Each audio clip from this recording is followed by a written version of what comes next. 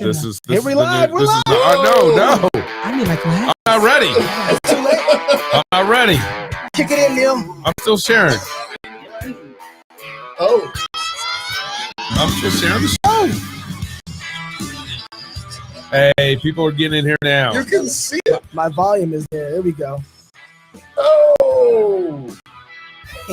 I like this. Hey, Merry Christmas, Juan. Tim's in there. Merry Christmas, Tim. From Daniel Spratt. Merry Christmas, Hey. Trey. Whoa. Oh. Hey. Oh, snap. Partay. What? Okay, we got There it. you go, baby. You want to give a blow? Is that how it works?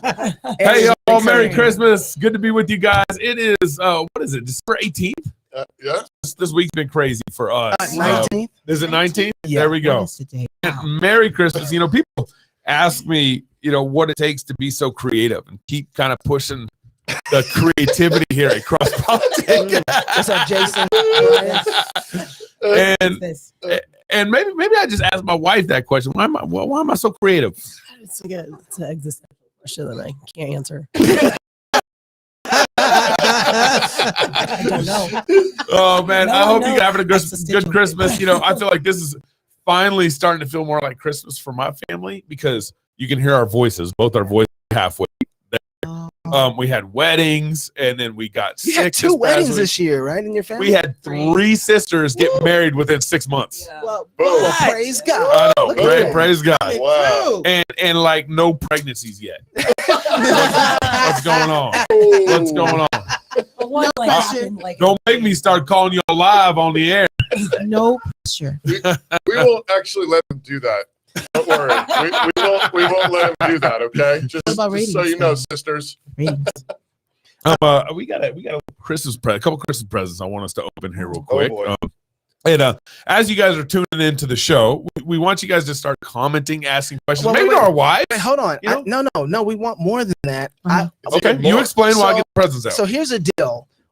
We've been playing with some new tech, and we thought this is the time to drop it. Well, we only tested it out once or twice. Yeah. We were wondering if you guys actually want to participate in the show. Oh, I'm going to put out a link or say, hey, I got a question. I'd like to come on and ask you guys a question. Ooh. I'm going to give you a link. You can click on the link, and I can see when you come inside the room, the waiting room. I have a digital waiting room. And we are, exactly. And we're going to allow you to come onto the show, ask us a question. Now, listen, I used to do this for a living. So if I don't like your question, or you don't get to the point, or you start rambling, you're not going to stay around very long. I'm going to say, hey, thank you so much. Oh, hey, what a great day to We'll talk see you about later. football. So I see all you guys in the chat room. Right, Daniel's in here, Brian's in here, Jason, Anna, Clayton. Say what? Can you hit record and also hit the road? Yes, it is. It's all on. That's great. You're recording on your end, weren't you? Yes, he is. All right, so we all right. But nonetheless, so I'm gonna have a link. So if you guys have any questions, say, hey, I got a question. We'll be able to hit you up and let you come inside the chat room. You're actually and- live, and your face will get up on the screen.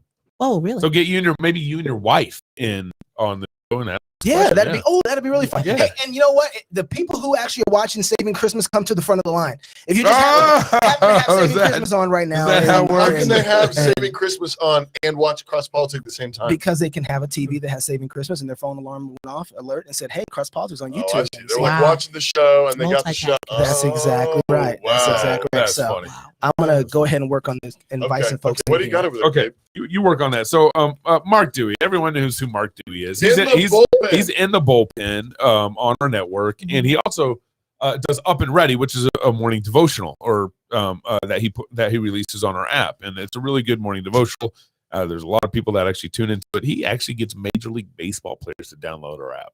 Kind of cool. Wow. Cool. Anyways, him and his wife, super sweet family. They gave us a gift, and this is from Mark. He says, "Gentlemen, my wife Monique made these for the three of you and your wives. They're not just for looks; they also taste good as well." Ooh, okay, all right. Ooh, yep, okay. She had to do black on white rather than white on black for the Christmas for the Cross Politics Studio batch. This has something to do with her tools and the process she uses. I have no understanding of such things. However, I am confident it's ultimately due to racism, either systematic or suppressed. Knew it. Knew it. Mrs. Dewey. Well, I'll open it. Well, I'll explain. Maybe I'll have to have him explain here in a minute. Maybe Mark, maybe you and your wife get on and we'll talk about your cookies. That'd be great. Your racist cookies. Yeah. We hope y'all are enjoying the Advent season and have a blessed and very Merry Christmas. Thank you so much, Mark Dewey and his family. Mark. Super, Thank you. super sweet. So Bro. he gave us some cookies, and these are just, Neil, make sure you get my camera angle on over here. But if you can see through them, Oh my We're god. putting that up. Oh the my bag. goodness. I mean, look at that. That's Oh incredible. My. Okay, never mind. Those That's are not racist. incredible. No, Those are no. just amazing. Yeah. And then Neil, give me the camera again here. But Whoa, That's look at what this. she Uh, does. fight, Look at laugh, that. feast. That is insane. It's a cookie. Look how amazing Wow, hold that on, is. I gotta give that It's a something. cookie. I mean, that's incredible. Yeah. Thank you, Jesus. Praise God, right there. Oh my boy. goodness. Look at that. And then come let us adore him. Yeah. Super. That's great. That's amazing. Okay, so the question is, we know they look amazing. Do they But- taste? but- Do they Well, taste How they amazing? tasting though? I Is mean, what I wanna feel know. like it's almost like hard to eat like amazing art like this. Yeah, Right, but it's right. supposed to be edible. So we might wait till Chris. I don't know. Just seal the vacuum seal is legit on that. Just Though. do it, Gabe. Just All do right, it. all right, all right. Come on, Tear man. into it like Christmas. How about we just Come all on, share come one on. cookie? There you All right. go. Well, it's like breaking bread. Gabe, I'm together. questioning your manhood right Break now. You need I still didn't get into it. Cut it, cookie, and toss it around. Here we go. Mhm. Okay. Pastor's got a knife. That is Those are awesome. that's amazing. Thank you, So- Dewey's. Yeah. That's very nice. Okay, somebody's got a cell phone on. And that's not me. Okay. Is that me? No, not me. What's up, Kyle? Oh my goodness. Look All at right. this thing. Look at And- this thing. That's That's amazing. Oh, man. incredible. All right. I'm going to bite the studio. Okay. We're supposed to break Okay. that bread. Mm. And then Cross and Crown Cosmetics, they gave us a bunch of good beard cosmetics. Apparently, we're still a little, snarly or Did she something. 3D print this? Um, How did she- I'm saying. I know, that's- seriously. How do you do That's something? One good. of some of the That's beard good. oil they gave us vanilla tobacco. Okay. What else? Ooh, I'm interested in that. Cuban cigar. Oh my goodness. Wait, these are different flavors of Seriously? Yeah, beard oil. Yeah. Cuban cigar, Mhm. All right. I'll and take- then I'll take cherry tobacco. Cuban. I'll Yeah, take okay. Cuban. I just want to smell real quick, and I'll give it to you. I'll All toss it. right, I just fine. gotta, All right. just gotta Come on now. give that smell. Shadwick. What's up, bro? What do you got? Who's on there? Shadwick. He's from New York. He came to the conference, the first conference. Shadrick. Wow. I remember Shadrick. Mhm. Yeah. Here you All go. right, come Oh, on now. sorry. Okay. Some of that Cuban. Those cookies are I legit. think cherry's your flavor. It's kind of like that apple cherry vodka. See, look at the Sharon. She knows. She's like, "Amen." Smell Yes. Yep. Gabe I knows. want the Mr. bomb. No. Hand me the bomb. Okay. That's where it's at. All right, I'll give you. I'll take cherry tobacco. You can have the What's those? tobacco Sure. or the cigar. Sure. Oh man, Okay. There you go. Let's do this, Toby. There you go. we have the open window has actually come. He's actually watching the show. Yes. No one. Oh, somebody just entered the chat room. Oh, Leah just entered the chat room. oh, we got a question. A real Somebody question. just popped in. Leah, I'm gonna have to see. Your camera's gonna have to be on. Yes, ma'am. Beard balm. What do you do with beard balm? Oh, it moisturizes your situation, preserves your sexy. What are you talking about? What you doing? Situation. Situation. I thought that's what this stuff was for. The oil. No. So you got stuff that's for the skin. You got stuff that's for the hair. The balm is legit for the hair. Really? Yes. So the oils are good for the skin. The skin. Yes. And this is for the hair. Oh, Jason just chimed in. So Jason, you're gonna have to. I want to see who I'm talking to. So if y'all come in, you better have your cameras ready. And Jason just left out. See, Oh man, You he came scared him in away. and went You see out. what you Leah was in. Oh, She man. left out too. This is cool. Hello to the wives. Who's that? Hey. Kabajaba, habajaba. That's who it is. Yeah. What's up? Speaking in tongues. So yeah, so you got to know the difference. So a lot of times people really do need oils when they think they need balm. Yeah. The balm thick and shape the hair. That's really good. So a lot of guys on their beard, they don't know this, but you can use castor oil. It's really good for your beard It's as well. true. Very Do, healthy. do you use it on yours? I do. Castor oil? Yeah, I do. I think Shannon's used it on everything. Yeah, that's true. I mean, like when I want to go into labor, I take castor oil. Yeah. Clayton just chimed Andy in. did. What do you know about We going? did. Two times Yeah. to get cash No. out. If you want Yeah. to Yeah. Yeah. Yeah, the orange That's is how castor bad We it oil. was. did, have 'em. we did castor oil. once. Gross, but it works. But it's good for a lot of things. You guys are right. Yeah. Yeah. Okay. I did not know about this. I've had a beard for 17 years. Mhm. It's different too. Like, And I only started using oil like in the last year when people started sending it to us. Yeah. I never even used anything on it before. well, I mean, white folks don't necessarily have to use a whole bunch of oils. They White don't, folk? yeah, y'all don't. Yeah, for real. Really? White Really? folks. No, y'all don't have to do a whole Your bunch beard of might like you more though. Are you like? Is this like Mark Dewey's cookies now? maybe. Yeah, it really is. You just act like we're all the same. Yeah, kind of. All white beards are the I'm just same. saying- I'm just saying, But like, the thing is, all white beards matter. well, here's the deal. Y'all don't have to put oils in y'all hair. Y'all don't have to because y'all naturally produce those oils. We have to use oils because our production is on a different level than y'all. And so we have to moisturize the situation a little different. Okay. Clayton, turn your camera on. I said you popped in here. I'd love to get your Okay. question. Oh, is that Clayton from Hawaii? I don't know. We're gonna find out. I can't tell. I can't see who it is. But if he Joel. turns on his camera, And Somebody- either your Somebody wife's says they got to don't trust people who don't use beard oil. well, Come on. There you Oh. go. You gotta start using Hey, this beard oil. I repented. I Be repented. trustworthy, Okay, I elder. repented. I'm gonna use beard oil from now on, From as here. long as you keep sending it to us. So we're this is our 6th Christmas wife show. I think we missed one. I think one year our wives were sick, or we had some sick leaves, so we couldn't do it. But Yeah. this is our 6th Christmas show. show at some level together, and we just came from our Cross Baltic Christmas party Yes, that we did. We had sushi and of wine, course. What else do you and- have at a Cross Baltic and we had all our staff there. Christmas party? Kids. And so, for those who don't know, Bunch of the people behind the scenes that help Cross Politic, my mom was at the Christmas party. She does all our books, yeah, Yes. grateful for Um, mom. and like I mean, she does all our books and on the cheap. We need to pay her more. We should. Yeah. Sorry. Sorry. Sorry, Mama Mrs. Wrench. Mama Merry Wrench. Christmas to you, Mark Young. And then we have Neil, our producer, who's not married. We have him. He was at the Christmas party, and then we have Garrison, our sales rep, who's not married. Oh man. And then we have Thomas, who's Also, Yeah. not married. not Yeah, married. Hey, he yo, does. He works an with. If you get a shirt or something like that, you're Or a it's coming from mug Thomas or a Are mug you or, doing the Christmas man boxes? and the If you- Christmas man boxes. If you're That's doing true. the Yep. if you get a Christmas man box, it was It's- probably packaged by Thomas. Yeah. Yep. Who's And, single? and who's single.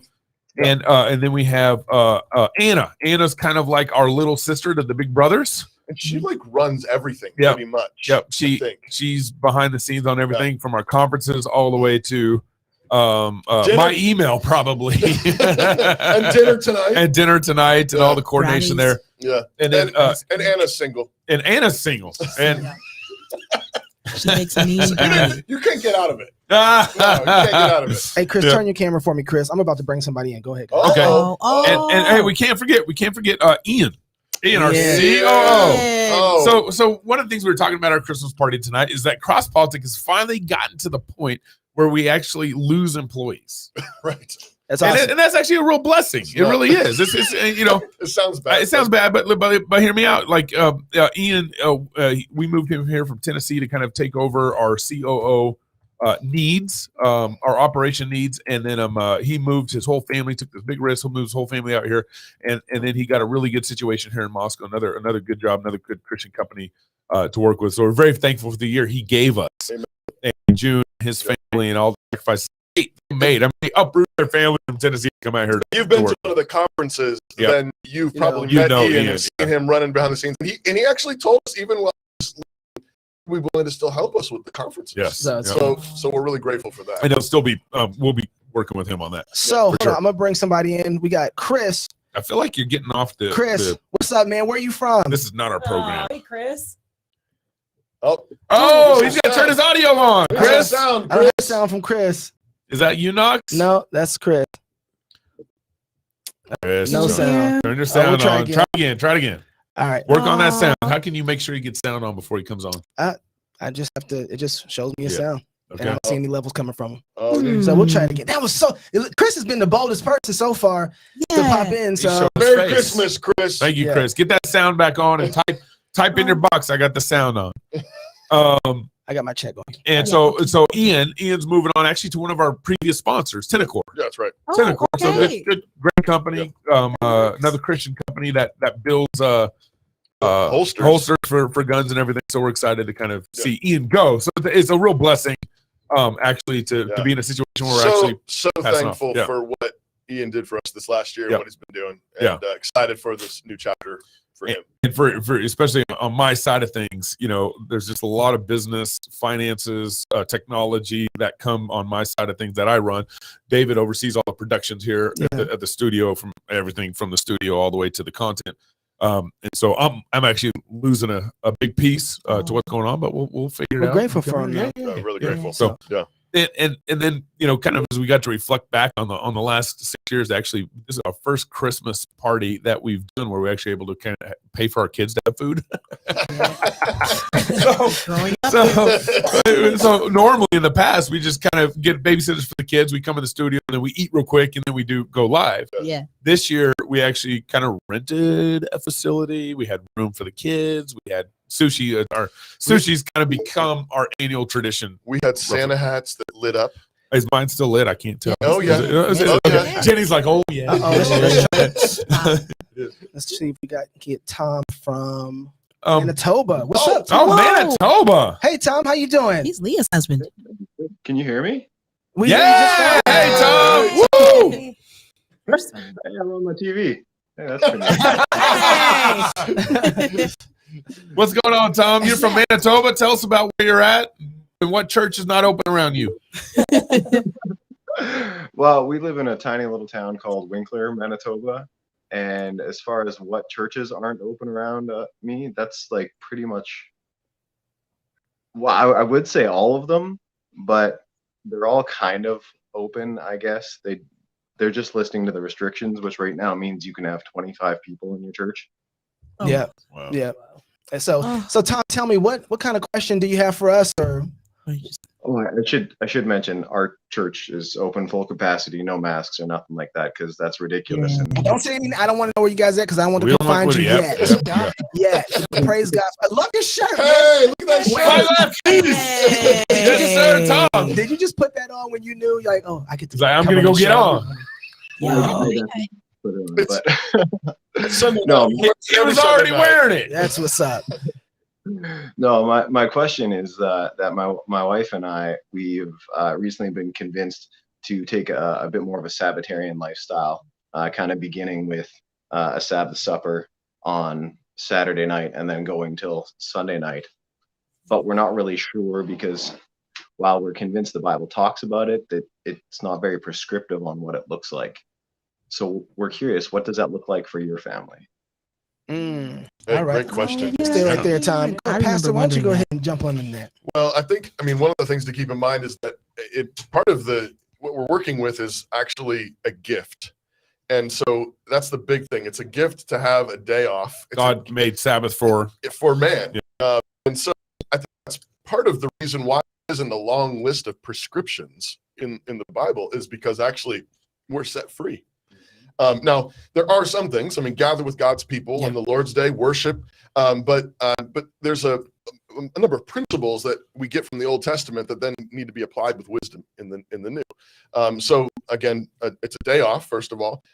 Slaves don't get days off, right? So God brings his people out of Israel, out of Egypt, into into Mount Sinai and into the promised land, and says, I want you to live like free men. Yeah. Live like free people and give a day off to all your servants, even to the animals. Yeah. Live like free people. Free people get days off because we're God's royalty. Yeah. So think of it like you're his royalty. Secondly, remember also that it's listed it's the first feast day. So in Leviticus 23 has a list of all the feasts that Israel was to celebrate. The very first feast day is the Sabbath. So think of Sabbath as a feast day. And you say, well, what's that? Well, you know what? The best things we have, the closest things we have to that are Christmas and Thanksgiving. That's a feast day. So what do you do on Thanksgiving? What do you do on Christmas? Well, you gather with your people. You do have special traditions that make it fun and exciting. The kids love it. It's a day off. I mean, who wants to go to work on Christmas and Thanksgiving? You are also, you decorate. You make a special meal. That's a feast day. And of course, you might be able to do more on Thanksgiving and more on Christmas than you can every single week. But I would just say, think about ways to make it a little bit special. If you don't usually light a candle at dinner, put a candle on the table and Yeah. light it. Maybe let one of the kids light it. Have a special chocolate at the table. Think of ways that you can make it a blessing. Think about it more in terms of giving, not a lot of rules. And I think, remember too, that the principle is one of mercy as well. Yeah. That's supposed to be mercy and grace.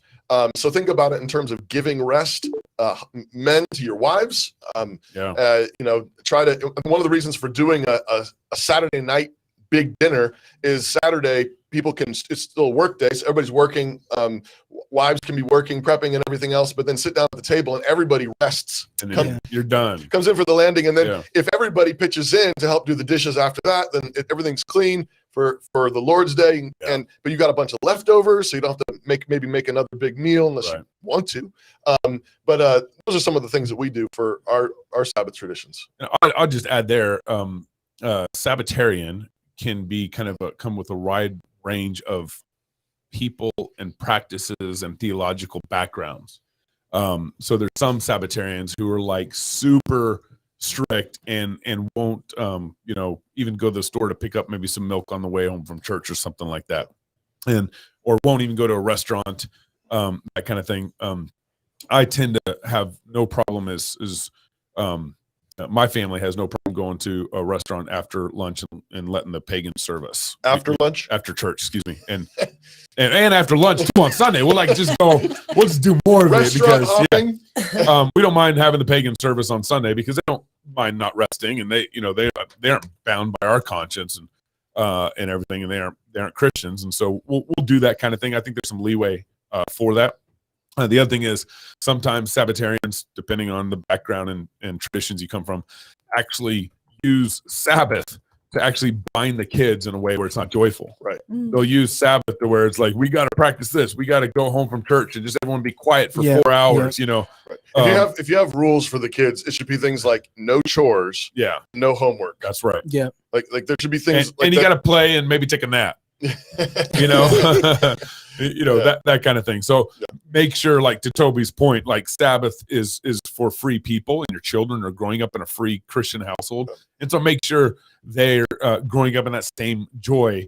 And then I'd say the point to this, and this is Doug's really taught us, is like, your kids are going to grow up to love the standard that you love, and so make sure you love enjoying the Sabbath. And if you love enjoying the Sabbath, then your kids will grow up in that same love of that standard. Okay, so we got Lex, we got Jason and Ashley, we got Todd D4. They're all in the chat room. We're going to go to Lex next. Lex, do me a favor. Turn your camera the other way. Yeah, everybody's so used to this straight up and down. Let's flip it so it's the side.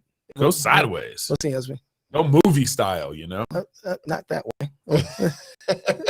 Hey, Jason got it. Well, yeah, Jason got it. Okay, Jason got it. Well, Lex, we're just going to keep it like this. And we're just going to keep it moving like this. How you doing, Lex? Oh, good. Woo. There you go. You're there. Hey, Lex, we hear you. Where are you calling Hey, where Merry you from? Christmas. And what's your question? Oh, I'm from good old Texas. So Hey, yeehaw. Deep in the Heart of Texas. All right. ooh, y'all are gonna kill me because I'm a Texas Tech grad, but that's okay. No, Texas Tech. I don't live in Texas anymore, so I like Texas Tech. I like UT. Okay, hook 'em horns. I like it's cool See, Lex, because it don't matter. It's all Red River. Like all of Are it. you done? Are you done? Okay, all right. Lex, go ahead, please. What's your question? Okay.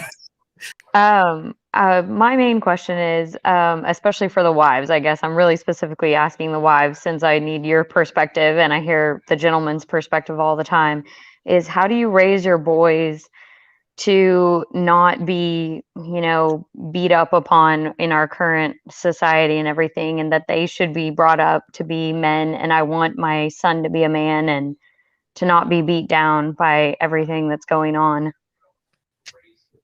Wow, All right, Lex. Good question. We'll see how it goes. I'm looking to Jenny because you've got River. Yeah. He's like a he's a man. oldest boy, right? You got He's the a man. oldest boy. That's true. Big boy. Well, Big boy. I guess what do you mean by beat down? Just there's all the I think, cultural. yeah, I'm guessing that right now the whole culture is actually opposed to men. and women. Anti-man. Is that what you're thinking, Lex? Kind of like Yes, the very whole- much so. All right. That- Yeah. No.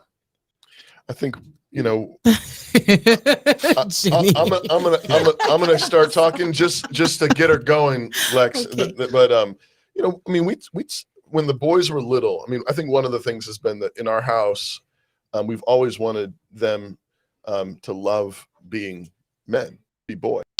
When they're little, you know, we want to teach them to be tough. So when they fell down, what do we used to do?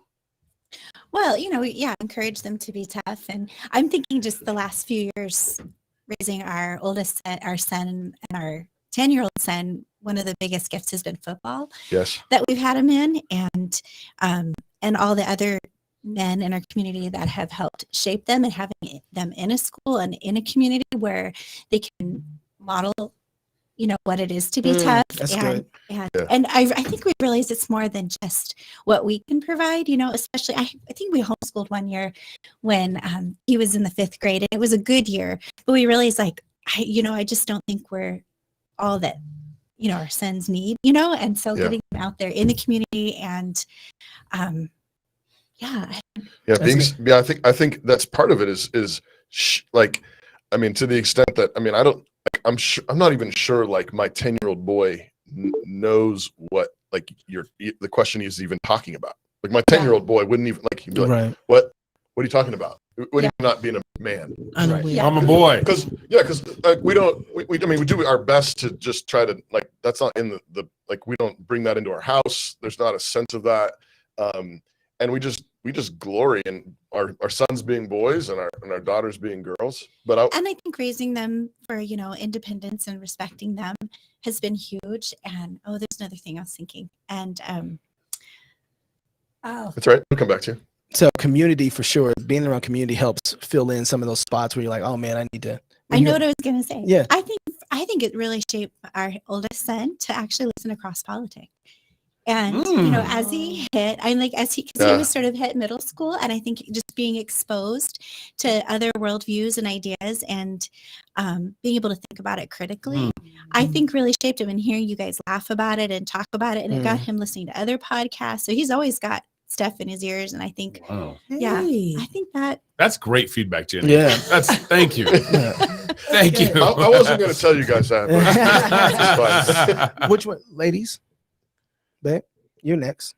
Sharon, go. You got all sorts of stuff going on in your house. I know, but man, I mean, I got so many kids. Look, so many kids, girl. Like There's 3 boys. There's 3 boys. 4 girls and there's 3 boys, and they are different. Yeah. They are different. I think I just draw a lot from probably what's the book? Raising Men. Yeah, you got Future Men. Future Men. Yeah. Future men. yeah. Yeah. Find Pastor Doug. Yes. It's a good resource. There's a lot of books, but that one I think I come from a family that there just was not a lot of male influence. We were raised by a lot of women, and so then realizing the differences that the guys had it's been a whole journey. But just appreciating them at home for what they are, acknowledging the differences that they have, and not allowing the girls to completely like poo-poo on them, because you know the girls will team up at home and be like, boys are girls rule and boys drill, you know. And it starts really little, and it's like, okay, that can be cute, but also teaching them to just respect the little brothers, even when they're like totally goofy. It's like, no, you respect them, lay more responsibility on them, and they grow into that. And if you want to stop and being have goofy, faith, yes, you can help with that. yes, you can help with it. So it starts really, really little, with like, you know, the little guy who takes out the trash and honoring that and being like, you do such a good job at that, you know. And it just goes from there. So home, I don't have control over everything outside of my house, but in my house, the little man's man. And whatever comes across my TV screen, we're conversing about it. Everything that happens on the playground, you know, we can speak to that, and we shape and we mold that way as mom. That's what we do. And if he goes out into the world, he should be okay, right? Yeah. Let them know you appreciate them. I think that I look at we have in our home is a training ground. It's a boot camp. And so I think what Sharon is saying, what's really been heavy on me is understanding the differences between men and women. And if you understand what her weaknesses are and what her strengths are, your sisters, and you learn how to serve them, then you learn what it is to protect them too. So it's like you don't let people treat your sisters like this. Right. And so when they see something on the outside or something that's going on in the world, they're like, hold on, we don't treat women like that. Like they have this knee-jerk reaction. I don't. So the world, in a sense, isn't discipling my children. I'm the one discipling them at home with how they interact with their brothers and sisters, Lex. That's right. So that they have a natural, the same way we have this knee-jerk reaction to homosexuality. It's like, oh, it's kind of a gross factor. I want them to have that same gross factor about the mistreatment of women. I want them to have that same gross factor about something that's unjust. I want them to say, no, that needs to be fixed. And I want to be the person to fix it. So we run to those things and start, to be honest with you, the floor is dirty and it's your responsibility. Sweep it. If you walk past something on the floor and you don't pick it up, you're the same kind of person that's going to let a woman be mistreated at the end of the day and not defend her. So we want to apply responsibility all the way in the small things, all the way to picking up trash, to defending your sister, respecting your mom, all of those things. What happened on the playground? Yes. He took the ball from your sister and you let him?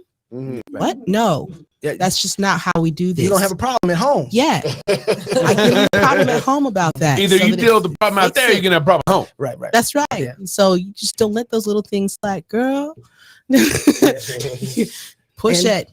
Do you have anything? You guys covered a lot of it. I mean, I guess I talked to I've got 2 girls, 1 boy. So, and there really is a war on girls and boys. Yeah. In its own way on both genders. So I feel like I'm talking about it to my daughters and my son pretty much all the time, and when it comes to Cash, our son, one thing I've noticed is as a parent, or at least for me, one of my tendencies is just to constantly tell him what not to do. Don't do that, don't do this, don't do that. But really, I think there's probably a place for that. But what he needs more than anything is what to do. Like you guys were just talking about, well, what does a man look like? What should you be doing? And then when he does do it, just give him a lot of praise, give him a lot of respect. Yeah. The other day I had a conversation with him and I actually just asked him, can you name 5 different men in your life that you respect and why is that? And it was a hilarious conversation. This conversation reminded me of it, but just having conversations like that with your sons, it's enlightening. It's helpful and I guess the why that matters. Bless my children are his father list, his grandfather was on the list, and that I mean, not all kids are so boring, but my son does. But just having, like you said, like how River likes to listen to the Cross Politic guys, having other examples in your life to really emulate and look up to, and just to talk about it, not just assume, that like, come on, what's wrong with you? Why aren't you being like, this guy? So yeah, I think that's a really big deal. And I think Gabe in the last year or so, our son's only 7. So, he's still a little young, but he's done a really good job kind of leading the charge with emphasizing taking responsibility in his life. And that comes down to cleaning his room. Like there's men that are 30 still trying to figure that one out. Seriously, but that's a really good way to paint it. And that's not to say girls don't need to take responsibility in their own way also, but it's just something that men really need. And it's really, I found it's really blesses him when we make a big deal about it, when he does do a good job. That's right. Praise from women goes a long way with boys and men. And I think praise from dad too, but you're right. I mean, just like recognizing it and being like, wow, great job.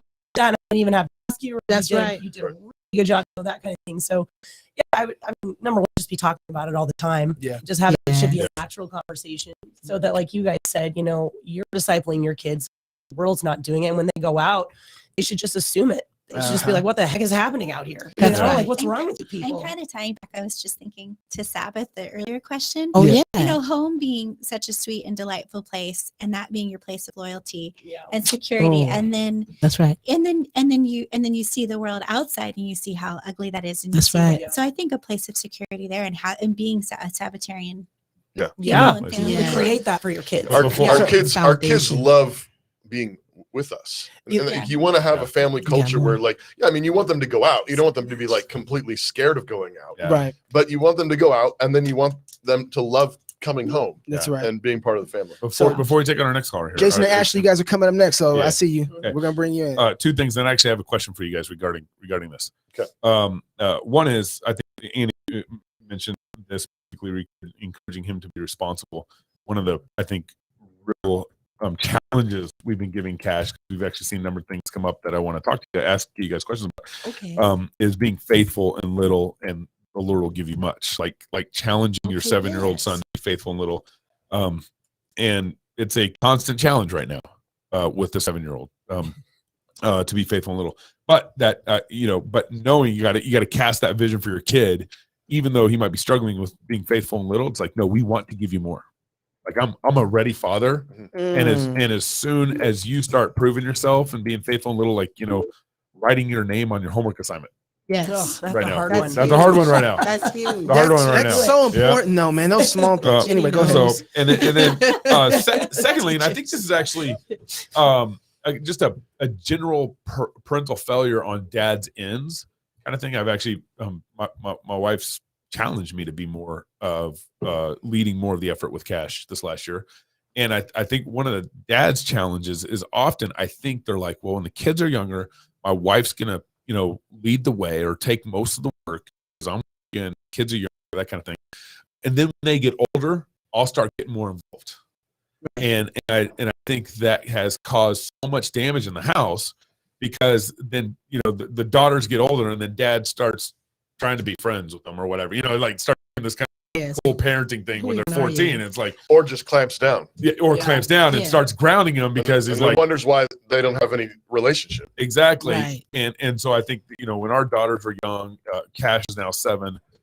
It's like, no, dad, put in, and this is kind of what I'm thinking about because this year with your 7-year-old year with Cash is, like, no, you're just as involved now as they are when they're older, but you're very much a part of, creating that concrete, creating that garden, creating that fertile ground for a bigger and better relationship when they're 16, 17. So related to that kind of, Cash is 7. Our other daughters are 9 and 11. So they're more capable and they're more responsible than Cash is. And then of course you also have the Girls. the girl thing that goes with it, where they're just more natural desires and a little more obedient in the kind of just natural sense of how daughters often present themselves at 9 years old, 10 years old, right? Mhm. And Cash is not a disobedient boy at all. But I'm finding that we're having to tell him to, we're having to remind him constantly. So you said there's a question in here somewhere. It's coming right now. It's coming. Because I'm sitting here like I like to really talk to Jason and Ashley. We're gonna get but- there. We're gonna get there. But we're, it's like we have to remind him, put his name, like put your name on your homework assignment, buddy. Or That's a tough About this So, homework. so what you're saying is you're having a hard time getting his name on the homework Well, This assignment. has become Well, like so a there's counseling session for Gabe. there's a number of things. Yeah, there's a number of things like that where it's, we need to remind him to clean his room. There's things that we have to tell the girls and never had to, even at 7 years old. Mhm. So as a dad, I don't want to come off as a dad who's constantly telling his son, "Hey, you didn't do this. You need to do it. You didn't put your name on. You didn't clean up your room. You didn't. And I'm kind of going through. I'm having that experience a little bit with him Yeah. and trying to figure out. And I think the issue is like, and he's getting some more spankings this year than he did, I think, when he was 6. Actually, Nice. I think 6 he did pretty well. 7 he's not doing so well in that sense. Gabe, So how do we This is great. I feel like I need to get to his heart. yeah, you do. I feel like the issue is not I mean there's a problem with the name. Do you talk to on- Cash like you on the talking paper. to us? Because I'm just wondering, it might be a long way around for him to understand what's going on. I'm Just wondering I'm very if it direct might and be- quick. I'm very direct and You quick. pithy? Yeah. Okay. So how do I, as a father, Yeah. get to the heart when he's 7 years old, and I remind him of the gospel after we discipline stuff like that. But how do I, I feel like we're going through this heavy stage with my 7-year-old son, and I want to be able to Here's get to his heart and not just get to him putting his name on his paper. You know what I'm saying? Yeah, but I think actually you need to remember that 7-year-old boys are actually gloriously simple. Yeah. So yes, keep the gospel in mind, keep grace and mercy in mind, keep Jesus central. And whenever there's discipline, whenever there's a teaching moment, remind them of the gospel, remind them of forgiveness, and pray with them regularly. But practically the thing that I suggest is pick one thing. Yeah. One thing. Yeah. And then set him up to succeed in it. One thing. Yeah. Plan it out, write notes. Also have candy bars involved. Yeah. Or what, money. Okay. Okay, but like pick one thing, and it's like, okay, every morning you're gonna make your bed. Yeah. That's it. Yeah. Like, I mean, there's other things like you're trying to do. Yeah. The thing you're gonna do Yeah. is make your bed first thing. And Right. there's a sign there, and when after you finish Yeah. making the bed, actually there's a chocolate right at the foot of the bed, and you can eat that as soon as the bed's made. Very nice. Okay, but there's like you're planning, you're cheering, he's gonna do it, and then maybe he puts an X on his on his calendar that every time Nice he does enough. it. I did it. And if he does it for a week, there's another prize. Yeah. And then maybe after Okay. 2 weeks of doing that, you add the next thing. Yeah. What's the next thing? It's Yeah. putting his name on his homework sheet or whatever it is. Yeah. What you want to do is think of it like you're a coach. Okay. That's what Yeah. good dads are, good coaches. And so you're challenging him, but you got to give him you got to help him step into it. You don't That's really helpful. you don't sign up for football or hockey or whatever and just be like, all right guys, go out and play. That's right. Like they don't even know how to play. Right. So you have to Right. teach them the steps, and it's one at a time, and then two, and then get two down, and then get three, and then review one, and then do 1, 2, and 3. Yeah. And then you're just slowly adding in this so that those early ones become like just habits, habitual. Yeah. Um, That's helpful because I feel like at this point I'm playing whack-a-mole with Yeah. some things. Yeah. Right. Yeah. You don't That is helpful. because if you get to that point, then you need to back it down. Yeah. The other things you can still try to do, and you Yeah. can hey, can you do that? I wouldn't make it a rule though. Right. I would just ask him to do it when you realize it needs to be done. Yeah. But the things that you expect him to do, start little, start small, and then build back up and figure out, how can you coach him? How can you help him remember? Men are bad at remembering things. Yeah. Huh? What did you say? What? Yeah. What? I mean, Can post you remind Andy of that? post-it notes, help remind him and say, hey, Yeah. remind me, but be on the same team. That's good. Okay, so we got Josh. See, that was good, man. That's was good. really We got good. Rebecca who just joined. We got Josh in here. We have Jason Boone. We got a lot of people. We do. We got Trey. But right now, Don't worry, we won't let Gabe ask any That's more right. questions. Are you done? Jason and Ashley, welcome to the show. You guys, where are you from, and what's your question? We're in Wenatchee, and so we had Cooper and Audrey join us too. And Merry Christmas! Hey, Jason. Are they baptized? yes, they are. Yep. we we go to King's Cross in Wenatchee, so we're part of the yeah, church. yeah. We baptized today. Oh yeah. What's up, y'all? So what's the question? And Gabe, I don't know if it helps you, but Cooper, when you were talking about your son, he goes, "Is he talking about me?" Hey, guys, would you turn off your Wi-Fi while you're in studio? If you got a phone Me? in studio, Okay. anybody in studio, turn off Wi-Fi All right. just to make sure we get this. Prince Maximum. and powers of the airwaves. We want to destroy Good. him. All right, sorry, Jason, go ahead. So our question is for Knox and your wife. We come from a Assemblies of God church into the CREC hello. and got sort of it's funny to put it this way, but saved into the Reformed tradition. And and it was growing from a Credo Baptist into a Paedo Baptist mindset was difficult for us in understanding that. And so I'm just wondering, I know that I've heard you say in the past you were sort of raised in a charismatic background, and so I'm just wondering what your process was for you and your wife to get to where you guys are today, where you're so passionate about specifically baptizing babies. So I got to ask a question first. Did you guys go straight from Assemblies of God right into the CREC? No, Funny story. we watched a lot of John MacArthur and R.C. Sproul on YouTube before that happened. So Yeah, that's usually the pattern. Okay. So, but when you left, you went. So you had a little bit of a kind of Baptist stint, a little bit, and with John MacArthur, and then you kind of crossed over to the CREC. yeah, so really, what it was some of the Bethel Hillsong music stuff, and then we got hooked into John MacArthur's Strange Fire This was right conference. before COVID hit. Yeah, right before COVID. Right before COVID hit, and And- then we couldn't find a church to go to Yeah. because everything closed. Right. So it was just a rabbit trail from there to R.C. Sproul. And then we ended up finding you guys somehow, which got us connected to, hey, I wonder if there's an associated church. And then we found out there was one in Wenatchee. And so we've been going there for over a year now. And so it's been a process. And luckily we have some pretty amazing pastors that sort of help walk us through some of those understandings. And it feels like there was a cog missing in our faith that once we got to where we are now, you put it in place and everything turns. It was like something was missing, and now it all clicks. And so I just, really interested in kind of your guys' story and how you got there from where you guys were and how you got to Moscow and doing that. Yeah. Yeah. So hold on, we're gonna go jump through that. Put in the waiting room. Babe, you want to go first? Oh, well, I mean, I followed this guy. I jumped down the trail. No, I mean, really though, I didn't know what the big deal was either. It began to be like a dinner time conversation he was having with like friends and coworkers and such, and they seemed so passionate. Meantime, I'm just running behind kids and pregnant, and I was like, finally, I was like, what is the big deal? Why does it matter whether they get baptized now versus later? And so then he started to, oh wait, let me just go back. He started to walk me through some of it till it can make sense to me. What about okay, go ahead. So then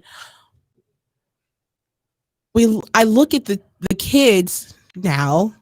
I mean, people do this to our credo also though, but now on this side, I look at them as my little brothers and sisters in Christ, right? Like I'm raising them, not wondering whether or not God is going to save them. I'm raising them knowing that they're in my house. I'm the believer and they're like a little sapling tree and I am there shoring them up. I mean, if the storm comes and it's blowing them, I am the one that's there holding on to them with God's word, with my prayers, with my admonishing, with my just everything until they grow in. So they're growing into this faith with me. And that doesn't seem very much different from our charismatic background. Everybody. That's right. Everybody there, was expected to hold some part. I mean, the little kids were speaking in tongues and rolling on the floor too. So it wasn't very much different. It was different from our Baptist, when we reformed, but it wasn't very much different from our childhood. Yeah, and just the jump preaching. We didn't go. It was really odd, but I feel like I keep on saying there is no clear road between the charismatic culture and the CRAC or Presbyterian Reformed theology. There isn't a clear jump between. That's why I was asking you, Jason. Like, okay, how did you guys get there, and where you? And it sounds like you're still kind of new in this. And so making that jump. One of the things that I remember is making the move towards the Reformed direction. I remember kind of wanting to leave all the things I had learned because I was concerned that it was tainted. Yep. And there were tainted things in there, but what you end up doing sometimes is you end up dropping it all, forgetting it all, and you swing so far the other way. And the best advice, especially in this process, is I would say, don't forget the things you learned. Yeah. Actually cherish those things, because what happens is while you're in that environment and God is growing you and maturing you, you tend to want to become bitter because you're like, how come these people who know their Bible didn't tell us this before? Yep, why they act like this? And instead of saying, okay, wow, by the grace of God, he's allowed me to see more light and bring me this way because of the foundations that I had gotten here where I was at. That's right. I learned the word of God through my mom, who was a pastor. Yeah. Right. Sharon's grandmother, who was a pastor. Yep.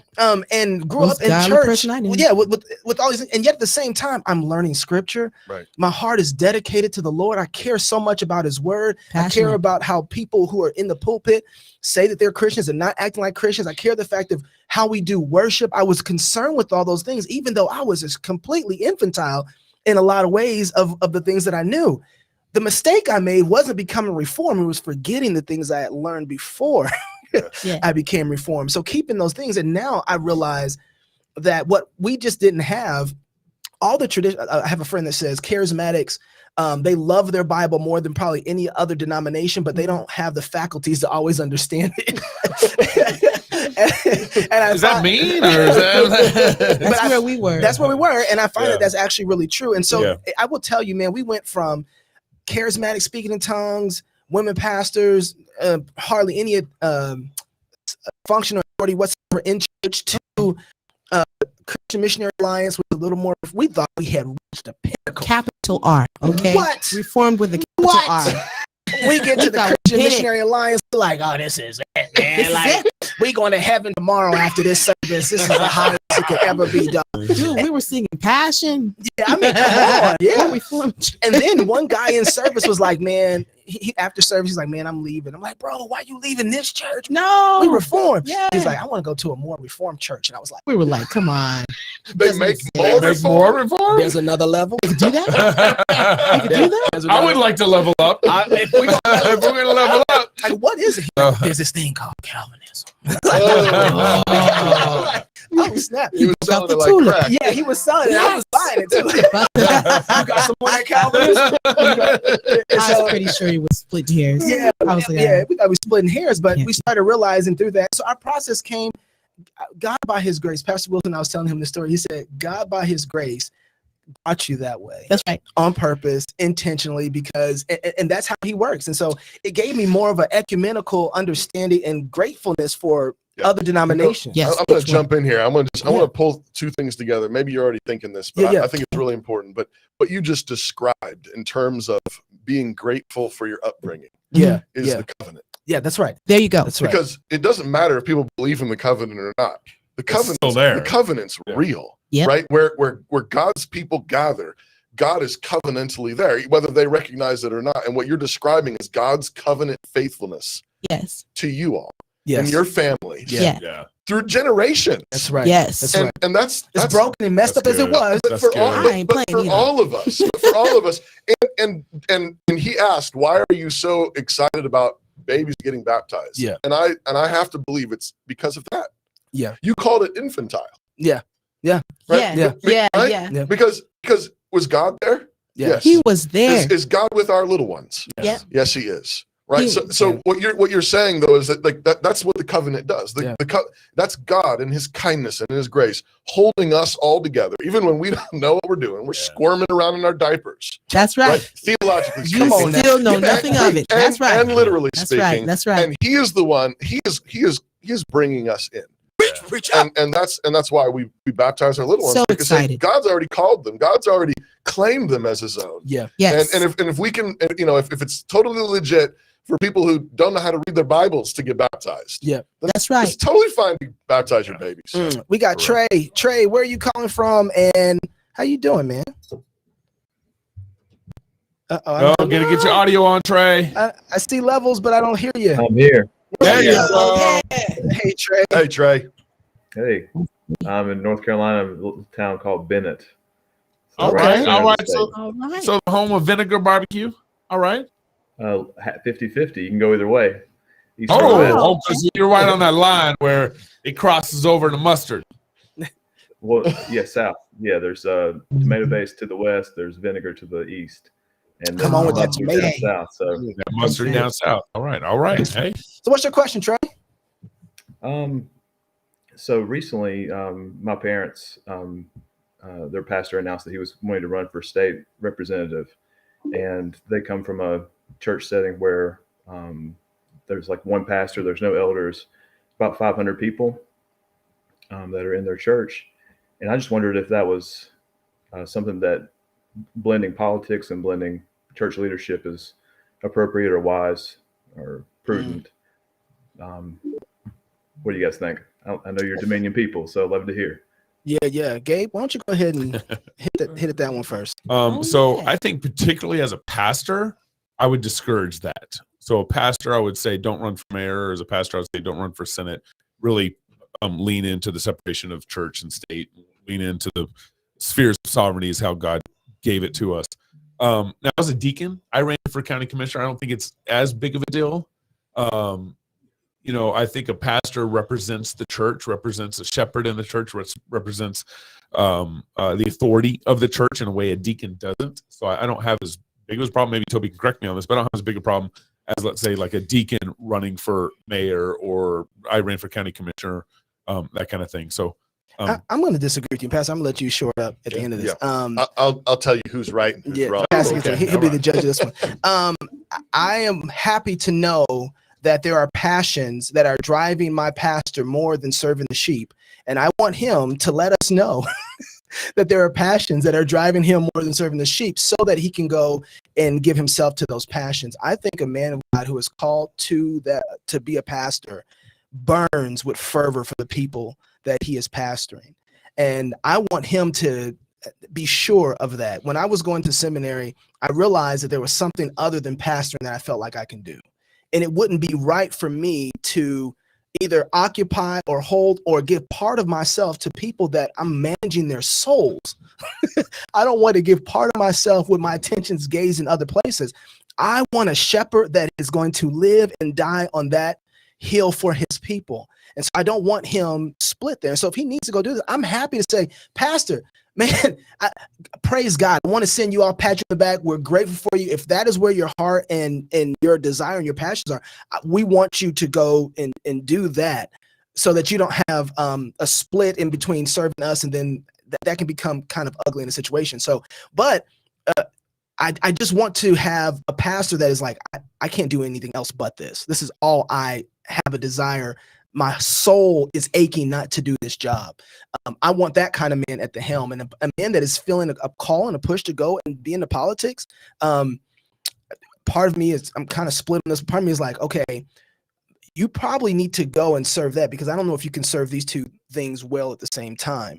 So I prefer a man, if he's going to be a politician, to be called to that job as a politician, be a politician, as a pastor, be a pastor. I don't think you can. A pastor having split attentions is not going to be good for the flock. and that what I just said. Isn't that what Is Dave there- said? can I go in here? No. What I was disagreeing with. I am. You are wrong, Gabe. No. I'm pretty sure I just said the same thing. No. My agreement is, if he has a passion to go be a politician, I don't want him to just move the passion to go be a pastor. I want him to say, no. You're I'm saying just making a distinction between if he's being called out of ministry if he's feeling to like politics. you're not. Okay. Don't do this. There's a third option. Okay. You didn't get there. I would also agree with that one too. You didn't say all the I didn't see options. the all the options. Let me tell you like this. Thank you. If my wife feels like she might like somebody else, Uh-oh. Oh, we got a problem. I'm just saying, it's gonna be some furniture moving. Oh. Who is he? No, I agree with you guys. I mean, I think number one, I guess I would just say, for those who are in ministry already, don't underestimate the political power Yes. of That's right. pulpit. That's right. Now, I don't want the pulpit should not be partisan. You're not Republican or Democrat, and you're not lobbying for particular bills. But when you proclaim the gospel and the full counsel of God, I mean, you are discipling nations. That's Right? right. That's what the Great Commission says. So don't underestimate that. But I agree with what Knox and Gabe said. I would, in general, think not a great idea, because I think you will end up getting. You have your time and attention and passion split. I think at the same time, a call to ministry doesn't have to be forever. I think God can call a man to ministry for a number of years, and then he can transition into politics. Yeah. Some denominations have a like we're in our church, we have a 4-office view of officers. We have deacons, and then we have ruling elders, teaching elders, and then ministers. Teaching elders are like doctors or seminary professors. Dr. Ben Merkel is one of our teaching elders here.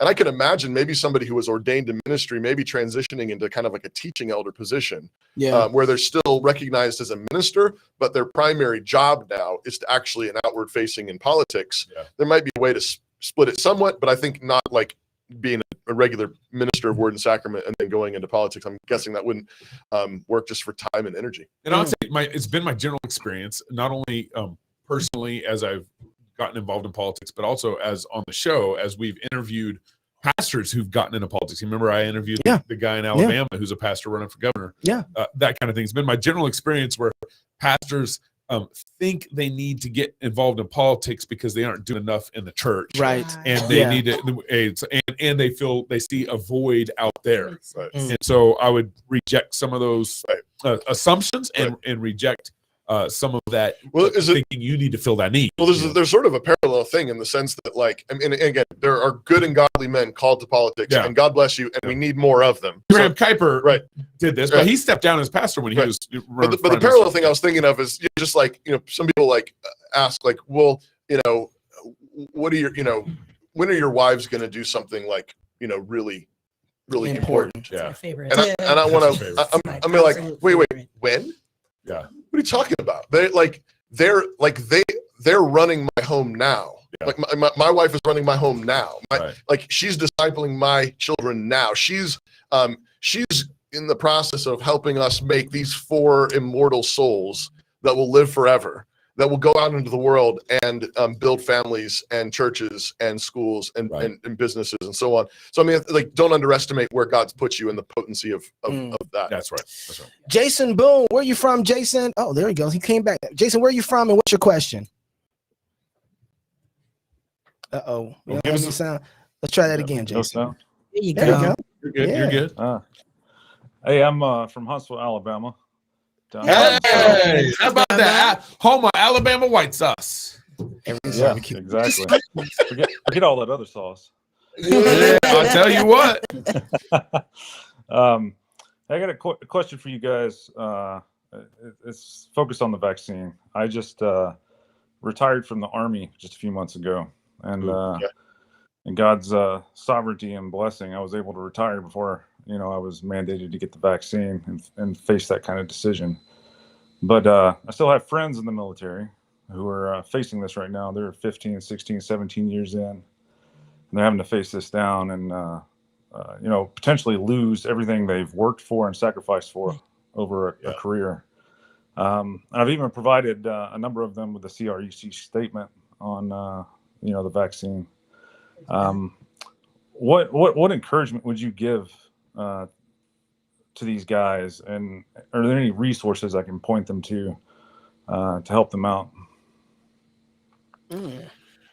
Well, thanks for the question. I think there are a number of resources out there already on requesting exemptions, both medical and religious exemptions.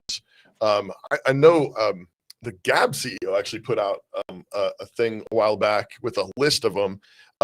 Also, the CREC, the Community of Reformed Evangelicals, we have a statement that was put out by our presiding ministers with a sample letter. And I think I'm encouraging people in the services to push back as much as possible, to exhaust every avenue you have of getting exemptions. And then I think, ultimately it's going to come down to figuring out, I do think there is a wisdom call here, it is not, while the mandates are immoral, while I think there are legitimate concerns with the process and the science and all the rest of it, I think there is a difference between you actively sinning and being sinned against. And so I think you have every reason in the world to resist being sinned against in this way. And then I think you have to decide whether or not it really would be a sin for you to comply. I think there is a conscience element here, and then either be willing to lay it on the line and lose your job, lose your retirement, and so on, or comply under duress, comply with objections, and ask God to bless that. Gabe, anything? Yeah, I would just add, because I've had friends. I actually just talked to one 2 weeks ago. I've had friends who kind of went through the whole process, went through all the resistances possible, and it still ended up getting the vaccination. And then I've had friends who didn't and released. So I've had friends on both sides and went both ways on the conviction side of things. But whatever I would do, I would be throwing down no matter what. See, that's what I was gonna say. You better preach. Go ahead, preach. Preach. I would be finding any way to raise hell through all this. If in a godly kind of way. And maybe that be the way I got kicked out. Right. Yes. Like me pointing out all the emperors that have no clothes on in this whole process, and horse laughing at my commander in chief who thinks a woman should be in my barracks also. It's like the problem is we kind of capitulated a long time ago. by just letting women join the military, and then now we have a problem with getting vaccinated, like forced vaccination. Right. You know, so I sympathize with some problem here, but I've been kind of a little disappointed in our military not throwing down decades ago. Join all the lawsuits too. I mean, there's Yeah, there's yeah. a bunch of lawsuits, and if there's one that you can sign on to, join it, be part of that resistance. Yeah, Pastor, I want to take a break, guys. I'm coming back to you. I said, Josh, you guys are next. I see you over there. Flip your camera for me sideways so we can get a full profile of you guys. If it's there we go. Thanks, Josh. I just want to amen everything Gabe was saying, and I kind of want to go back to the conversation you were just talking about our wives and work a little bit. We were in Tennessee on Jason Whitlock's show, and we were talking about the conference, Politics of Sex, and as we were talking to Jason, kind of talking about roles and responsibilities and duties of men and women. Again, it hit me how foreign we must sound to kind of the rest of the world in one way or another. So we did on his show. Yeah, I'm sure. And you know what? Yeah, that's why I kind of went viral a little bit. Yeah, Everyone's kind of yeah, that's right. That's absolutely right. And so, but one of the questions that really they're like Mennonites, except not. It must be an Idaho thing. Yeah, that's what everybody blames it on. Yeah. But one of the questions that stuck out to me was the fact that he said the way that you guys talk, the way you guys talk about women, some people are going to hear you guys and say, what are you guys trying to do? You are trying to get women to go back into the days where they didn't vote. You guys are trying to take women, yeah, maybe trying to take women back and take them out of the workforce. And so you guys are, messing up all the things that we got, all the progress that we have for women. And I was thinking in my head, all I was hearing was our wives like belly laughing and flipping out. And I was like, I've been waiting for this time to be able to bring that same question to our wives and let them answer the question. Yeah. Because I had to speak for my wife, and I was thinking to myself, Sharon would almost stand up out this seat and have a part of some. I want to hear Sharon go first. You can stand on your seat if you want to. Jason Whitlock probably would have put in his pants a little bit. So the question basically is do you what do you say to guys who talk like this? Are we trying to take women back out of all the progress that we've had over these years to try to keep women in the home? You could be on a board right now of a company. And you guys just want women to stay in the home. Yeah, look at you. She is the CEO of the company. I am. I have a corporation, do I not? Facts. It's hilarious. And she reports to one man. Right?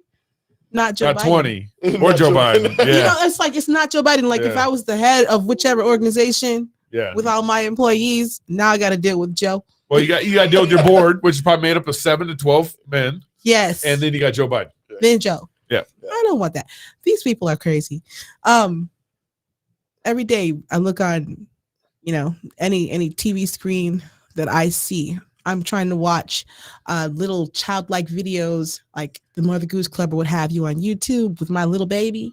And the very first thing that I see coming on there is some blackface, stuff. And it's not the blackface that you think of. It's these men dressed like women. They just keep on coming on. Like they keep showing me little black boys with pink hair, telling me to go get the HIV, type medication. Like they imitate us. They blackface us as women.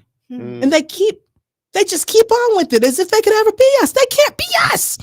It's really, really annoying. They're all in our ads with all of the special products that only women need, putting men on there as if they need them. It's really, really perturbing. They can't be us. And it's really annoying to have every goofy politician standing up on the floor trying to make laws to push forward, legislative stuff like that. So I'm quite fine being right where I am in the comfort of my home, running my home, my children, serving the one husband and the 7 kids that I have, and contributing to the world through them. I'm quite fine with it. I'm more than happy. And for everybody that has ever written or tweeted to my husband and said, "Oh, I'm so sorry for Sharon." Girl. Uh-oh. Girl, bye. I feel sorry for you, whoever you are. It really gets annoying. Can you tell that I get really exercised over this stuff? I don't hop on social media talking about it because I think it looks really foolish. I have stuff to do in real life that really matters. And so I don't have Twitter ain't real, like Dave Chappelle said. fake. You know what I'm saying? Twitter ain't real. It's not real in the big scheme of things, but seriously, I have a lot to say about it. I just usually just say it to him when he comes home. Did you see this? Well, yeah, and part of what I said on the show with Whitlock is like Sharon would be so mad right now because she's like, I grew ears. Seriously. I grew ears. Right. Bunch of them. Not just ears, but hearts. Like hearts. Right. You know? And you're going to tell me I ain't do nothing? How old is Esther? 1.5 years? Did you know she can almost pray the Our Father prayer? Yeah. She just jumps in there. Yeah. She just jumps in like the last word into each phrase. Yeah. And she amens at the end of it because she knows she prayed. Who's doing that? Yeah. What does that mean? Right. That's a soul. Right. You know, that's a soul learning to pray. Well, 1.5 years. You could work for a corporation that in 100 years no one will ever remember. That's right. Or you make people who will live forever. Yeah, that's Right. right. Who will worship the living God forever. That's right. Amen. I ain't playing. I'm free. Yeah. This is freedom. Freedom is this. Not having to decide whether or not I'm about to get this jab. It's not even on the table. Bars. Okay, I'm so sorry. You know what I'm saying? And you know what I'm saying?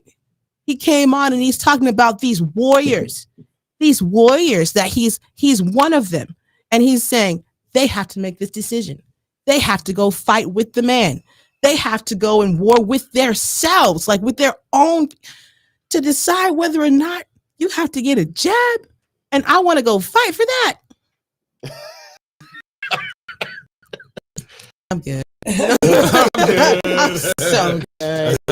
I'm so good. I'm so sorry though. You know, like my prayers, my heart, you know what I'm saying? All my faith goes out to Our soldiers making those. to our soldiers. I think this goes back to earlier, Amen. a couple of the earlier questions. I mean, about sons and daughters. I mean, I think we have set. I mean, feminism is basically making men the highest goal of human beings. That's right. As if Which is deeply ironic because feminism is making men ideal human beings. Yeah. And saying if you want to be a real person, Uh-huh. you need to be a man. You need to do everything that men do. yeah. Which is the stupidest thing in the world. Let's move on. Why would you make the other sex the standard for being human? Like if you don't have all the things that men have and do all the things that men do, then you're somehow You haven't really lived. you're not a real woman. Like that's the bizarrest thing in the world. And yet at the same time, yeah, anyway, I'm not. Ladies, it's y'all on the floor, whatever y'all want to jump in on. Well, what you were just saying is something that I think about and I talk about a lot.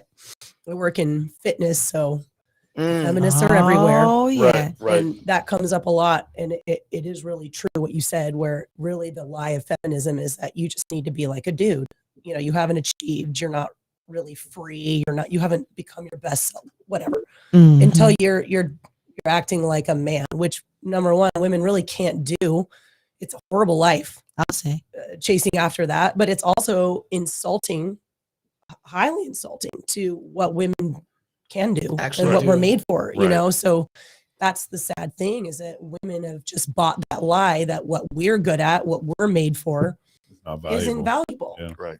And that's become, I hate to use this word, but that's become normalized, right? Yeah. That's Where right. It's assumed. It's assumed in the conversation. And that's something I try to point out when I talk to women. It's just like, you just saying that just assumes that, you being a wife, a mom, whatever that looks like for you isn't valuable. And that's really sad because we bought that hook, line, and sinker. And that's really, I It's think, a the lie. baseline issue. Yeah, it's a lie.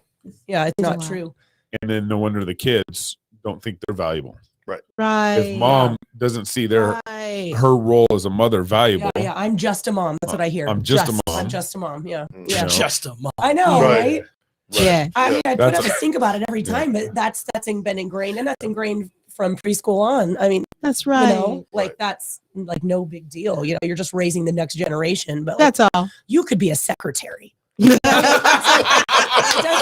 doesn't even make sense, but it's just so normalized that Right. we have to go back. Oh, we have to go all the way man. back to that foundation. I think that's the root of the issue. way to go, baby. Yeah. Well said. Jenny, anything you want to add in on that? High five? No, Okay. Yeah, no, I think we've believed a lie, and it's ugly. And I think being a mom and a wife is, yeah, it's beautiful, and Embracing. yeah. Well, I think it's something that like the church has had to kind of refight for all over again, right?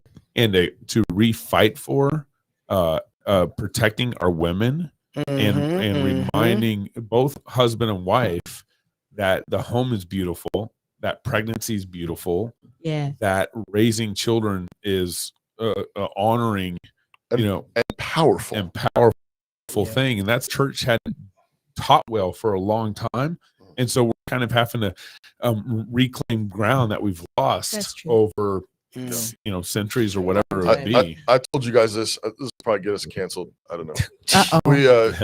I was reading an essay by R.L. Dabney. Yeah. In which he actually calls this in 1897. He's talking about the women's suffrage movement, and actually he actually says if this goes through, this will be the destruction of the American family. Oh. And the reason is it's not because it would be immoral for a woman to vote per se. But the point is, he said, if you introduce into a family that's unified, one flesh, the idea that they can be at political odds, right? Then now you have introduced to the family the notion of potential for political division, being at odds, being divided. And he says, you do this, and it'll only be a matter of time, and it's going to destroy the American family. And it's not the only thing that's destroyed the American family, but I think it's like he called that in 1897, and I think we don't understand how progress works. We think that just happens overnight. It's a process. It's a pitter patter. Exactly, like we've been talking about. Pitter patter. We got Josh here, and he's with. It looks like I'm guessing. Looks like Josh and Mrs. his lady. Josh. All right, Okay. Josh, Mrs. Josh. Mrs. Josh is here. Hey y'all, how y'all doing? It's fitting with having the wives on your show tonight. So, Amen. Go ahead, Josh. What's your question for us? We wanted to ask, kind of in the vein of what some of the other people have been asking, coming from different traditions. I came from more of a fundamental Baptist tradition, and we've moved obviously more Calvinist, and we're currently in a really good, solid church right now, conservative SBC church. But we find ourselves listening to Cross Politic and Doug Wilson and Jeff Durbin and being really blessed by them. And we're in a different place than some of the people in our church. What is wisdom as far as when do you push forward some of the things that we're learning, and when do you kind of hold them in and hold them to yourselves? Yeah. There's layers there, and and we might not have the whole context of what's going on in church. Can I just say real quick? Yeah. You gotta know when to hold. Hey, know when to hold up, know when to walk away, and know when to run. All right. I'm just saying. Go ahead. Yeah, you can continue. I was just saying that there's probably a lot of context to this question that we won't be able to kind of dig into all the details, but a couple just surface comments on this is one is, if you aren't a leader, make sure that you aren't causing division or strife, and make sure that you aren't carving out maybe a group of people to split off with you somewhere. Unless you have your leader's blessing to do that. Yeah. And but the problem with the SBC is unless you also have your denomination in support of it, which you guys don't know. What? But anyway, let's not go there. No. Let's not act like y'all Presbyterian. Reformed. Yeah. Reformed Baptist. Okay.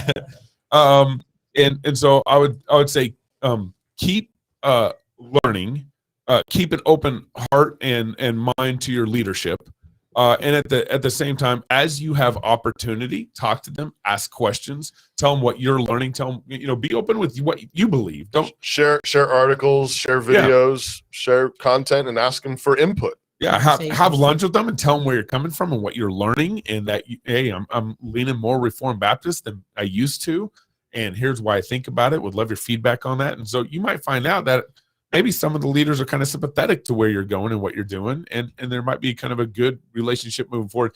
At some point, sometime down the road, if you can't if you're not being as fed like you used to because your views are changing, then if you do part ways because that's what's best for your family, you bless them out the door, you thank them, you praise them, and you acknowledge all the spiritual food that they gave to you while you were there, and then go find a situation that's going to be good for your family. So I don't have a problem with parting ways, but just make sure you're doing it the right way. You want me to go next? Sure. Because I'm kind of all over the place. But so you just have to rein me in a little bit on this. Done this a few times. I remember we were at a couple churches we were at where it was a good church. The word of God was being taught, but they were letting small things in that they weren't aware of. So me saying those things, always talk about those, engage those things, and it became a point that we saw that we were becoming more of a problem. All the things you were saying, doing, being kind, asking people to come over and fellowship with us was a problem. All those things that we wanted to create Christian culture environment as much as we could. So they'd go over to the Shannons. They think like, "Oh, we're going to an Amway meeting." No, they just a reformed and post meal meeting. Okay, I think I'm a little bit. I feel like that we're in a different era and a different time than 10, 15 years ago. That's true. And so I look at it like this. I want to know what the church is thinking, where we going, where we focused at, what's our plan to engage over the next 25, 30 years. Yeah. Because right now, what we're under, we're in the beginning. The sound of Auschwitz is coming. Yeah. Cold War. We are in a different place, and I don't have time to play with y'all. Okay. I really don't. I got kids. I'm trying to raise up to be God-fearing man. Here's a you ain't gonna like me for this, but I'm gonna tell you. You look around the church and you say, which people do I want to be attached to if my kids marry their children? Mm-hmm. You look at your church and you say, is that kid gonna grow up to fear God the way his parents are raising him? And do I want to be attached through covenant if my kid marries that kid? Or is there anybody even there for them? Forever. Because and that'll tell you something about the climate that you're in, because right now, the other thing I want to add to that is, and so in the process of the next 20 years, does your church have the backbone of their convictions, or does it seem like that they're repenting in a way that God will give them that kind of backbone? That they're coming that way. They're going that direction. I don't have time to play with y'all. Yeah. Okay. I don't have time now. If we're going to build something, I'm going to be here and build with you. Right. But we ain't going to build nothing. Peace. All right, Pastor, I better shut up before I get in trouble. No. I agree with what you just said. I was just gonna say. So did they shut down during the COVID? Yeah. And if they did they learn anything from it? Did they repent from what they did? Have they learned some lessons? Have they been public with that? Say, hey, we're never doing that again. We don't care what variant they invent next. Yeah. We're staying open. The worship of are they fighters? Do they have backbones? And then I would say the same thing with are they fighting the whole woke agenda? Are they fighting all the LGBT jihad? And are they a little jumpy about it? Not like we occasionally will touch on it when it comes up in the sermon, but are they a little jumpy in the right way? Are they do they know that this is where we're being attacked? And the last thing, which would I think just piggyback and be my way of saying what he said about can your kids marry any of them, any of their kids, is I would just ask if you're not in leadership, I would say your job is to take care of your family. That's right. And it's more important to take care of your family than to be a part of a particular church. You need to be a part of a particular church. Yeah. But your covenantal responsibility to your family trumps your membership vows. Yeah. And so now you need to keep your membership vows as best you can. And you need to find a place to have membership vows. But your care of your family is more important than what you're giving to the other saints in the church. It's important to give to the other saints in the church. Don't mishear me. Yeah. But your job is to bring up your children in the nurture and admonition of the Lord. Do you have that community? We were talking about that earlier with the boys. Yeah, Do your sons have multiple male leaders in their family, coaches that are teaching them to be men, other older ladies and older sisters that are teaching your daughters to be women? Because you need that kind of covenant community, and you need it now, right now. Not as it because of where we are again politically and culturally, because when the whatever the next mandate is, and when it's illegal for us to exist again in a year or two for whatever it is, are we going to be ready to stand? And are you going to be able to raise up your children and grandchildren to stand? There's a saying in the business world where you need to be slow to hire and quick to fire, and I think in our current church situation, I think that needs to happen. You need to slowly come into membership. You need to slowly come into a situation that you're going to commit to, and you need to be quick to fire because they've gone woke, because they shut down during COVID, that kind of thing. So They'll be the ones that turn you that, over. there's a lot of wisdom that goes with that. Well, I think that can that's- shorthand they'll some be the things ones that that might be don't. problematic, but like I think you need to be quick to fire, given some of our current 1 in a circumstances. trillion. You're up next, but I want you to flip your camera sideways for me so we can. 1 in a One in a trillion. trillion. We know Whoa. Juan. We have There you go, Juan. Juan was at the conference. What's up, Juan? How you doing, man? He's super chill. I'm blessed, brother. How are y'all? Doing really good, man. Merry Christmas. Hey, Juan, Merry to you, Christmas, What's your man. question, bro? Hey, got a question about maybe it's to your wives, but what do your husbands do on a daily basis or just in general to show you that they're laying their lives down for y'all? Oh, we got to I do this got a on air. follow-up question for We got to the do this men. on No, air. Juan, you don't get a follow-up question. Not after a question like that, Juan. That's a good one. How you gonna do that? To Juan, us? You charge Juan double at the conference next time. All right.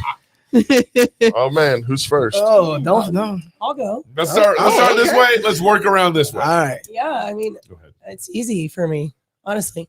I don't even know where to start. On a daily basis, this guy, if a kid comes down in the middle of the night, he gets up. I don't. Amen. Ever. Someone barfed, he cleans it up. Woo! He'll get up earlier than I will. He'll go to work. He'll stay late if he needs to. He'll stay up later. He'll drive the worst car. I mean, it's really like the list is, Man. I can't even, like the list is really long. In December, he gets me a special present that's called the December present. And this is not a Christmas present. This is a present that I get earlier, which is a thank you for how hard I work buying all the presents for everyone else. And that Wow. sounds made up. Hey. Gabe. But guys, I Gabe, get a the December present. December present? It's usually What? You didn't tell us about the December Well, present. Thank you for watching Cross Politics. We hope you had and ladies, One in a million. It's like a nice, This is it's a like good a one. nice present. But Okay? what about the good. January present? Well, there's no January present, but that could happen after the show. I don't really know. When I was having babies and I was nursing in the middle of the night, he would get up and just sit there with me Oh. through every single feeding, even though he couldn't do anything. Like he would just get up with me because he didn't want me to be up by myself. Like the list is like super long. So I Gabe, just, that's stupid. he's a Thank gentleman. You know, But he's a really Somebody good needs to husband. sleep around here. Stupid. one of Annie's This is great. one of Annie's I know this clients at work is a feminist and doesn't like Surprise.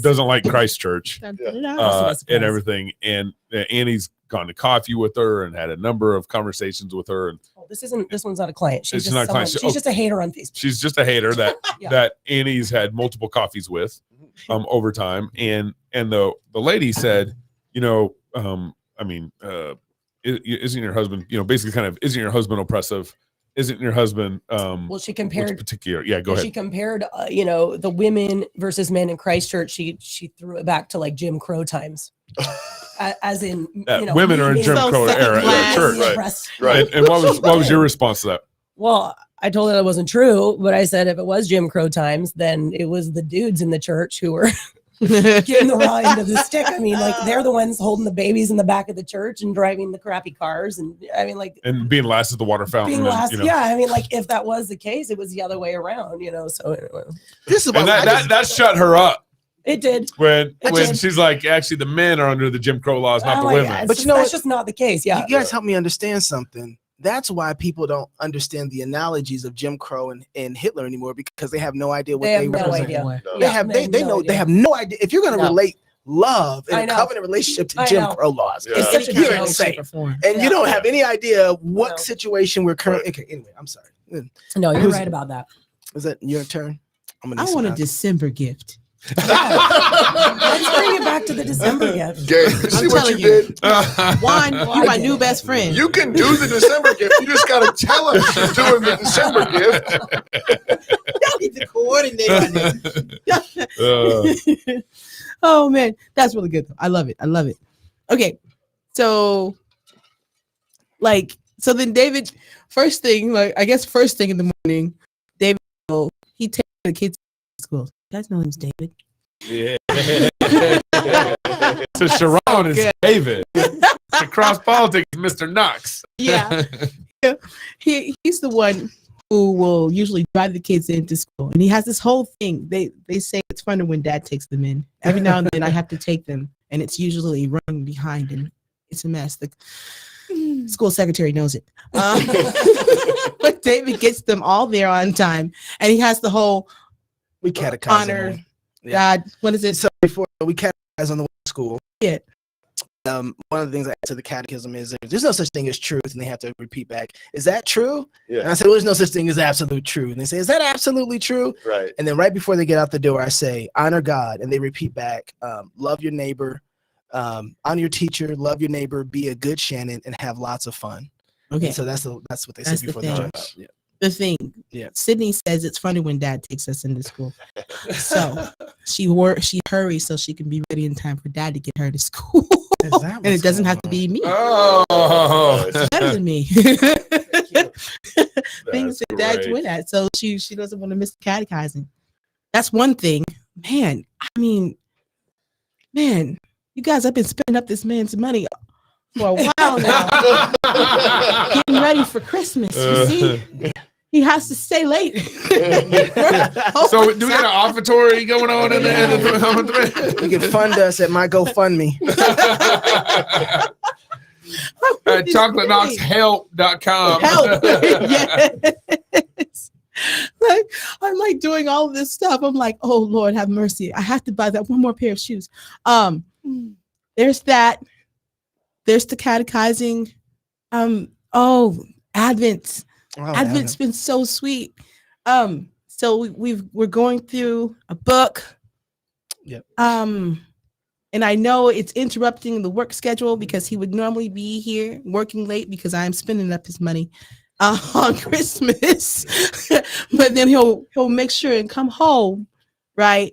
Get through Advent with us, lead us through a chapter, a prayer, a song, poem, and then hand out all the candies. And It's been super fun this year. yeah, it's been super fun. Got to get into it. I can't believe it's this long. This is y'all's So like many fourth daily or fifth things. year celebrating Christmas. No, we're at 7 now. You're 7 now. Yeah. Okay. We're getting better at this. We're Yeah, adding things we on every year. literally are getting better. Yeah. Yeah. All of the things. Just the text messages, right? The call. Hey babe. Checking in. I don't know. So many things. I don't know. I'll take all I feel loved. Yeah, I'll take all that. She feels loved. That's good. Coming in and being that reinforcement because the kids come throw stuff all across the floor, what have you. I don't have to worry about having to repeat because Dad's going to come in and he pulls the household into this like the right orbit. If he comes home and if anything's out of place, he's like he just pulls it back. I don't have to go back and repeat for the 10th time any one thing. Yeah, he's that, right? He's that for me. That's so good. I don't have to be reinforced. That's good. Well, I all love right. you too, babe. All right. Yeah, man. All right, Jenny. Yeah. No, One there's- in a trillion. Well, there's a lot of things, of course. I think, there's three things I was thinking about. I think just your affection and tenderness on a daily basis. Like when you get home from work, sometimes they'll say, there's been no kissing. And Aw. actually there was, and I just forgot. And I think that's the first thing we do every day that you get home. Yay. And that means a lot to me, and like you said, it's your orbit. Like, when he gets home, it's like, it's just been a It's crazy right. day. It's like, okay, no, he's home and he's the hero of the home, even to the dogs. Oh, the dogs. Oh, you're on another level when you got animals. When you got animals, The pigs, the horses, the birds. Those the adorable kittens that I mean, ready I for mean no like animals. the cats know that Dad's home and I'm he's gonna tell you coming. something. If we were in the garden, we had to take care of animals. They all be dead. Ain't happening. I'm sorry, quick. No, well, we just built this house this year, which we're really That's right. grateful for. And I told him, I said, it's the hottest thing you've ever done. Ooh. I gotta build a house. Oh man. I gotta build a house. December presents. Houses. That is awesome. I love that. You said third thing too. Yeah, So well, good. and just more about the house, though. I think part of that is just him serving this morning before he went to church. He had 20 minutes, and I was watching you. I don't know if you knew, I was watching you from the guest room window, trying to figure out how to use the new snow blower that we got. Oh snap! Yeah, there's so much snow. and yeah, he finally got it to go, and it just took you. Yeah, it's one of those self-propelling ones. Wow. It means business. You know, I gotta Right. tell you something. I'm sorry, you weren't done. I was going to talk about the guys too, but go ahead. that's pretty Do you great, want- do you Jenny. wanna- No, go ahead. Okay, so and you came and picked me up for church this morning, which is great because you were concerned if I'd get out of the Oh driveway or yeah. not. And so, so just serving around the house, you're always, doing something. I can rely on you for that and providing and building this home. And it took a lot of effort. It was a lot of work. So much. It's a lot of work.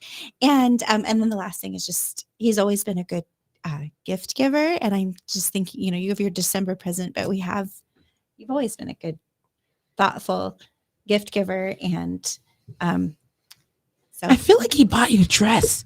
he's very good. See, at buying yeah, dresses. like yeah. Yeah. I think that this is, I gotta buy a dress He- now. he has- Put it on the list, David. Put it on the list. It's really cool because you're like, I know he's gonna want to see me in this. He bought it for me, so I know he's gonna want to see me in it. So If it's a dress in December, you could kill two birds. Hey, I'm on that. and you can build a house at the same time. All right, let's get Todd in here. We got. Let's move on. Hey, what's up, Todd? Hey, Todd. Todd Ford. Where you from? And what's your question? South Carolina. What's up, guys? hey, Hey, Todd. And both my kids got baptized today. So Hey, praise God. hey, welcome to the flock. Praise God. so Yeah.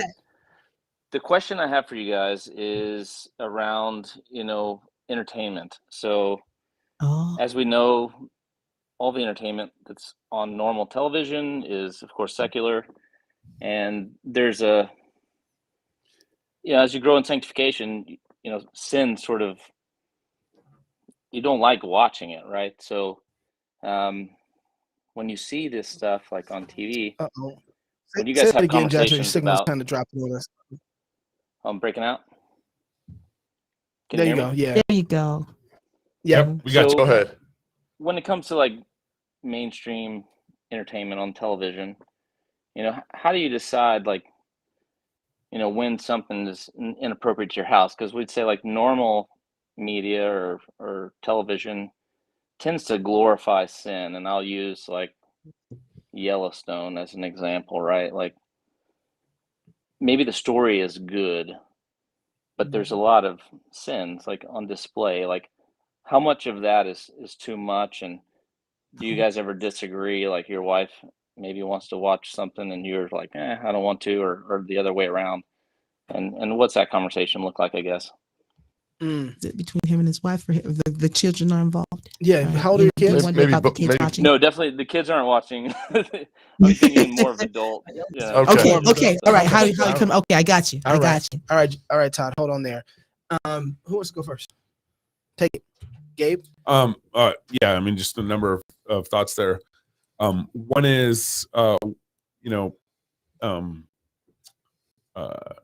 and just at a basic level, we agree usually on what we want to watch. I mean, we're wanting to watch something entertaining together or something.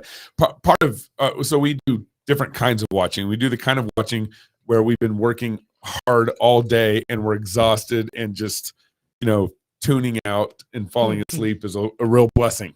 So we'll do that, and we got our shows for that. And then particularly maybe on Friday night or kind of a date night, we'll get a movie that we're haven't watched that we want to watch, that kind of thing. And we kind of we generally actually agree pretty well on what we like to watch and want to watch. It's funny, it's because we have certain friends that recommend stuff to us. We'll ask them, hey, what do you watch? And for whatever reason, we got a couple of friends that when they recommend stuff to us, and we go watch it, and we're like, well, neither of us liked it. Yeah, exactly. So we kind of generally agree on what we like and what we don't like. I would just say, kind of speaking, morally speaking, it is the husband's job not to let sin into his TV, Right. into his house. And that can be a constant, it's actually can be a challenge with how cinema is structured, how movies are structured, because I'll even read reviews sometimes. I'll go and read reviews before a movie, and maybe a sex scene still pops up in the movie. Yeah. I'll read through it. I'll do my due diligence, and they still slip something bad in. Yeah. So I know we haven't tried VidAngel yet because we have a number of different devices. It just doesn't work well on right now. But I would like to do VidAngel for those situations, but I just make sure the remote's by my side of the bed, and it's my responsibility if we get into a stupid thing like that to fast forward on. I don't know if that kind of gets to everything you want, but that's my just 2 cents right now. My 2 cents is to think of entertainment like friendship. So the Proverbs say a lot about friends. Yeah. And you become like your friends. That's good. And so I think the question is are the heroes of the story really heroes? Are they really noble? Do you really want to be like them? Or are they really scoundrels that the soundtrack is trying to make you think are heroes? That's right. And then I think it's not immoral for there to be sins per se, but I would say what you want to see is are the sins being dealt with, or are they being celebrated? Right. But I think you wouldn't have friends over and then have them undressed in the next room for you. Yeah. And so I'm not going to watch them do that on a TV. I'm not going to pay them to do that. I wouldn't go to a strip show, so I'm going to do everything I can to avoid that. I think using VidAngel, we've done that some. Well, do your homework. I mean, if you're going to rent a movie, I mean, you can easily, for the most part, you can find decent information out there. There's a lot of great sites to tell you the movie. It's not the and all kinds of but I would just think of it like friendship. It's like friendship. Like, do you want to be friends with these people? And is this story celebrating the things that God wants you to celebrate, or is it glorifying degradation and evil and a gutter? Mm-hmm. We got one more call in here. That's good. You want to add anything to that? I think that's great. I have one more question. Oh, you got one more question? Go. So, hey, Todd, did that help, Todd? Was that helpful for you? Is there more you're looking for? Yeah, for sure. I appreciate the thoughts there.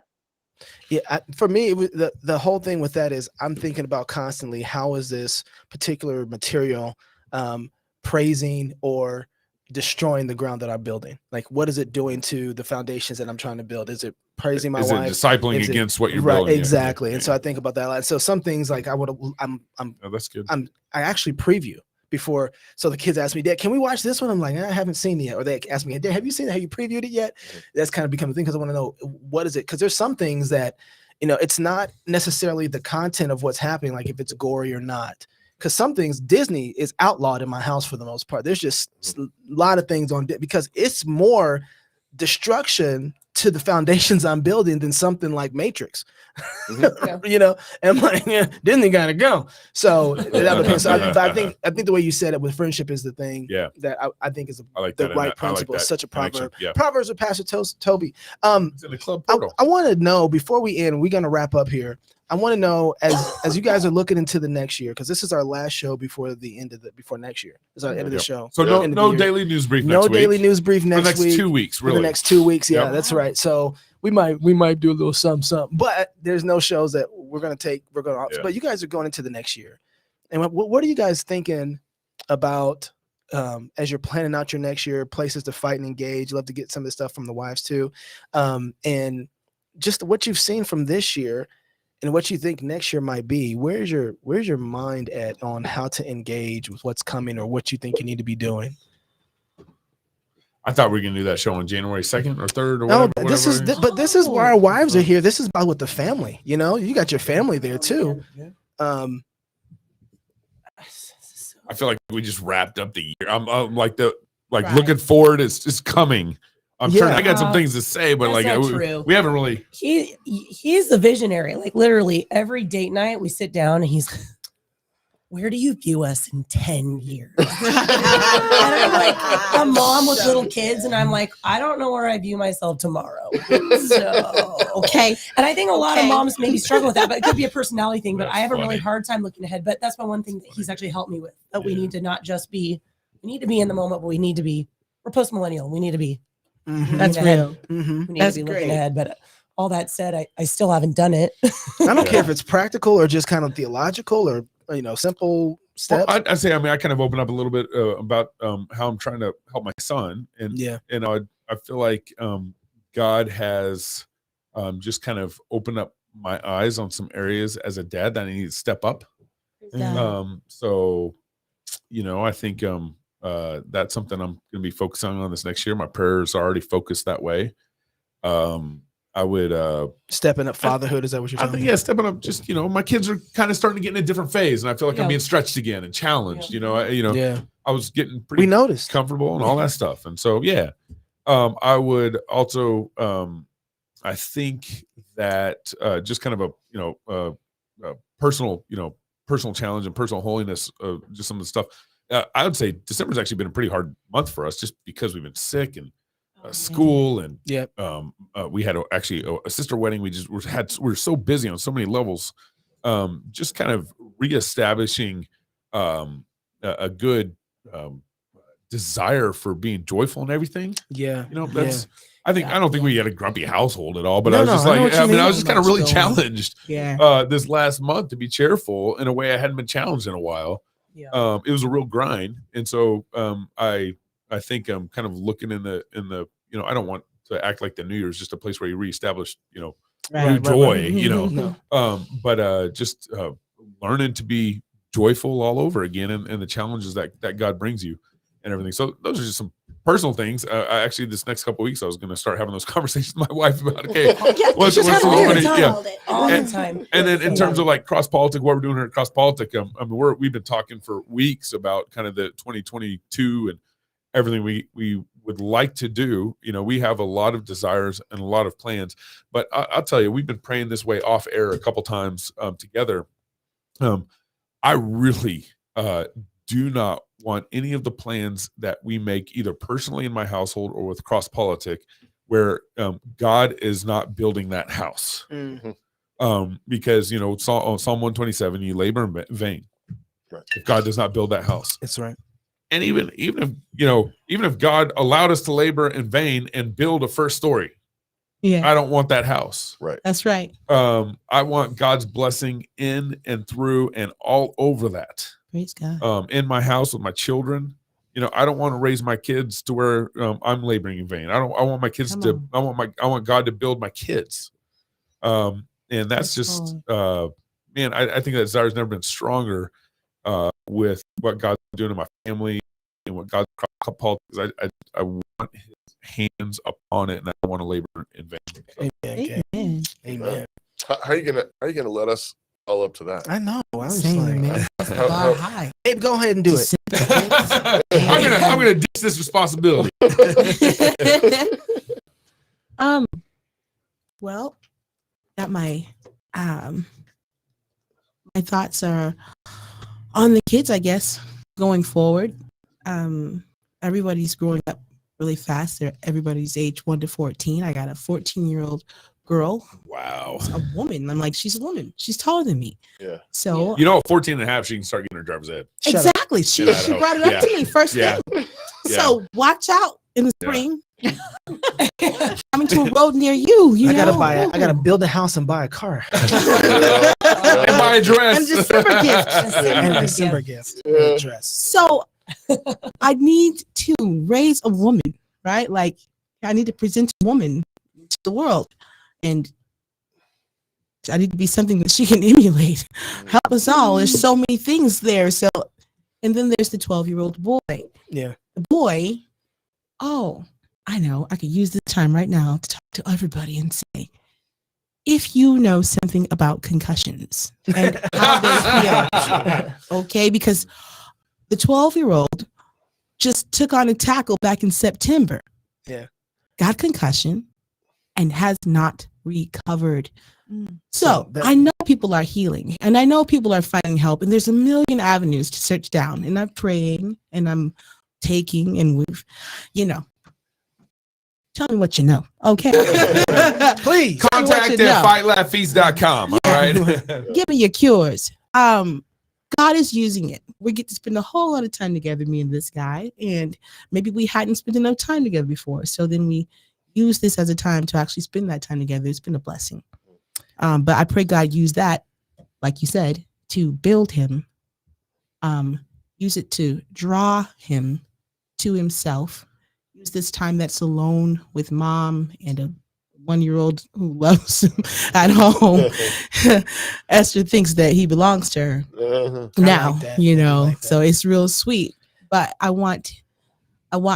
pray this new year finds him well, right, in the faith and well in his physical body. And got some singers around the house, they got actors and singers and dancers, the 10-year-old and the 8-year-old. I mean, I got a lot of great little minds around there, and so it's been really fun to watch them grow. And I pray God helps me to just pour into them, and just bring that crop back to himself, from whatever things we come through this year. I pray with them more. I need to pray with them more. And the thing that has hit me, I was talking to Gabe. I think we might have talked about this too, Pastor, but no one is ever disappointed when someone takes their child and takes them out of school and then starts training them to be a gymnast, or to be a special, join the Olympian or join the NBA, or all he does is like he has a tutor, he learns the stuff, and then we're gonna put him in the NBA. So you got Richard Williams, Serena and Venus's father, who created a 72-page plan that he followed with his 2 girls. He said, I'm going to build. He told his wife, we need to have 2 daughters because I'm going to build the 2 greatest tennis players to ever play the game. And all I could think about when I started listening to him tell this story was, this was Hannah. Lord, the world has gone insane. Your priests are tripping. Give me a child that I can give back to you. Right. Give me a child that I'll give that child to you, Lord, and you can take that child and change the world with this child. And I was thinking, my goodness, we get the general concept of educating our kids, but what we haven't understood is that they're arrows, which means you shoot them into a direction, to a particular place, to cause damage. And I'm like, oh, man, what I need to be doing, first of all, is work. Working is huge. I'm seeing right now the people who are going to win the future are the ones who work and love their neighbors and make amazing things for them this next year. And I'm like, I want to outwork everybody so I can love everybody. That's what I'm thinking about. But the other thing is, I want to map out, Lord, we need a good mayor. Lord, we need a good governor. Lord, we need a good, we need a good mom. We need a good dad. We need raise them up. Okay, Lord, help me to specialize in teaching my kids certain things so that they can go out there and I can shoot them into the areas that they can be effective to bring your gospel, to bring the kingdom of God in that area. I want Andrew for mayor. If you guys haven't met Andrew yet, totally. But we don't. I mean, maybe governor. I don't know. I wouldn't be mad at that. But we don't think about, hey, you know what? I have been building this kid since he was 6 to go but when they do it with basketball, we're so happy. Oh, he's been playing. My friend gave his kid a football in his crib. The boy is on track right now. You're going to see him in the NFL. Star. He's already a star. And it's like, that's disciple. That's what whole paideio, right? We're supposed to teach our kids this, and they are arrows to go out and to do damage. And so for me, I'm just like, all right, Lord, we're getting specific. I've learned that with my prayer life. Don't just be praying some general prayer. You're talking to God. You better tell him what you need. You better tell him what you want. You better tell him where your heart is. And so I'm thinking the same thing with my kids. All right, Lord, I'm getting specific. I'm going to stop with this general stuff. Thank you for correcting me on this, and let's get specific. So anyway. That's good. Well, the football you gave your kids was at baptism. You know what I'm saying? I'll take that. That was good. I think speaking of arrows and launching them, we're about to launch our oldest. So that's a big thing. Did he graduate this year? He's graduating this year. He just got accepted to New St. Andrews this week. Yep. Yes. So we're thrilled. so proud of him. Wow. And he's launching, and we'll be in college next year. And then I'm gonna have 2 daughters in high school. Yes, you are. Yeah. Oh my gracious. Oh my gracious. beautiful. I That's know, it crazy. just kind of hit me this week when he got accepted. I thought, wow, no, this feels like, you guys This kind of is hit new. this new stage, but we left the diapers and we have these teenagers but they're all still at home, but we're about to have one leave. Isn't and that I thought, amazing? and it's just Wow. not going to stop. One, You know? one of his Wow. one of his friends got married today. Oh, That's the nuts thing. Not in his class, but somebody Whoa. that graduated a couple years or two ahead of him. But like They're like, you guys it's were. like we're like, Look at uh-oh. babies. Like he had classmates in the wedding, I think. So Yeah. Oh, that's anyways, amazing. so we're launching into that phase. We are Beautiful. we're planting a new church this year. That's right. That's right. Yeah. Christ Church downtown is being planted by Christ Church here in Moscow, and so that's a huge thing this Yeah. year, That is. which I'm excited about. I believe that we want to fill Moscow with faithful churches that are part of the fight and proclaiming the gospel boldly, and so that's a big thing. And then I think the third thing on my list in terms of vision is cross politic. Yeah. So my family, my church, and this project. I've been so thankful for what God's done with it over the last 5.5 years now. And I've been surprised, blown away by what God's done with it, and convinced that is filling a particular niche. And I didn't see it. Maybe you guys saw it better than I did when we got going. But I believe that there's something here significant, and I want to be a faithful steward with this. Amen. So we've been meeting a lot. That's one of the reasons we're taking a couple of weeks off over the next 2 weeks, is because we're actually going to be spending a bunch of time working on the show, Practicing. and Show gonna come back different, y'all. and we're getting ready to come out Okay. swinging in January. Because I think we want to be faithful stewards with what we've been given, and we think that God's given us something significant here, and so we want to knock it out of the park. And so we want to come back in January and see 2022 be the biggest and best year we've had thus far. There's so That's many. good. I've got ice in my mouth. I'm so sorry. Sorry, I Yeah, should have I talked for thought another. you used to keep I talking. know, right? I felt right there. So we want to say Merry Christmas to Yep. all of That's you right. who watch, everybody Yeah. who shares. I wish I can communicate well enough. You guys don't understand. Watching and sharing the show is such a massive support for us. And I know everybody, I wish I can give hitting that share button, coming in the comments and talking and joining us on the show. It's such an encouragement, but it also helps promote. We have, I'm gonna tell you just how amazing God is. We looked at our marketing and we have not done hardly any marketing at all. We probably done like 2,000 hours worth of marketing in like Over 5 years. Okay, I mean, Yeah. and so we've 5.5 really been years. pushing against the beast, and so we're gonna take some chances this next year. But God has grown us because of the kindness of you Our that club watch members, us, and the our club club members. members, And so I yeah. want to say to every club member, everybody who signed up for a high five, all the way up. Thank you guys for a wonderful year. We were able to be a voice when a lot of people weren't. You That's guys right. go back to 2020. There we were out there way before a lot of people who were out there started talking in this year. Yep. And it's been That's because of club members who allowed us to stay on, kept right. things going. That's And right. we felt like we need to be faithful to you, That's faithful right. to the ones who have supported us. And so we want you to know we don't take that lightly at all. That's right. Which is No. why we are going into the bunker where we're going to come out with some more guns Yes. over the new year. So thank you for all of your support this past year and the years before. We are so grateful for that. And we look forward to being able to bless you and continue to be a voice as the new year comes into effect. So with that, So I think we'll be back on air January 5th. So midweek fix. Yep, January 5th. Okay? So Yep. with that said, Merry Christmas. If you're Merry single, get Christmas. married. If you're married, have kids. And if you have kids, go baptize them. Until January 5th, love God with all your heart, soul, mind, and strength. Love your neighbor as yourself. Go fight, laugh, and feast. This is Cross Politic. Merry Christmas, y'all. Merry Christmas. Christmas.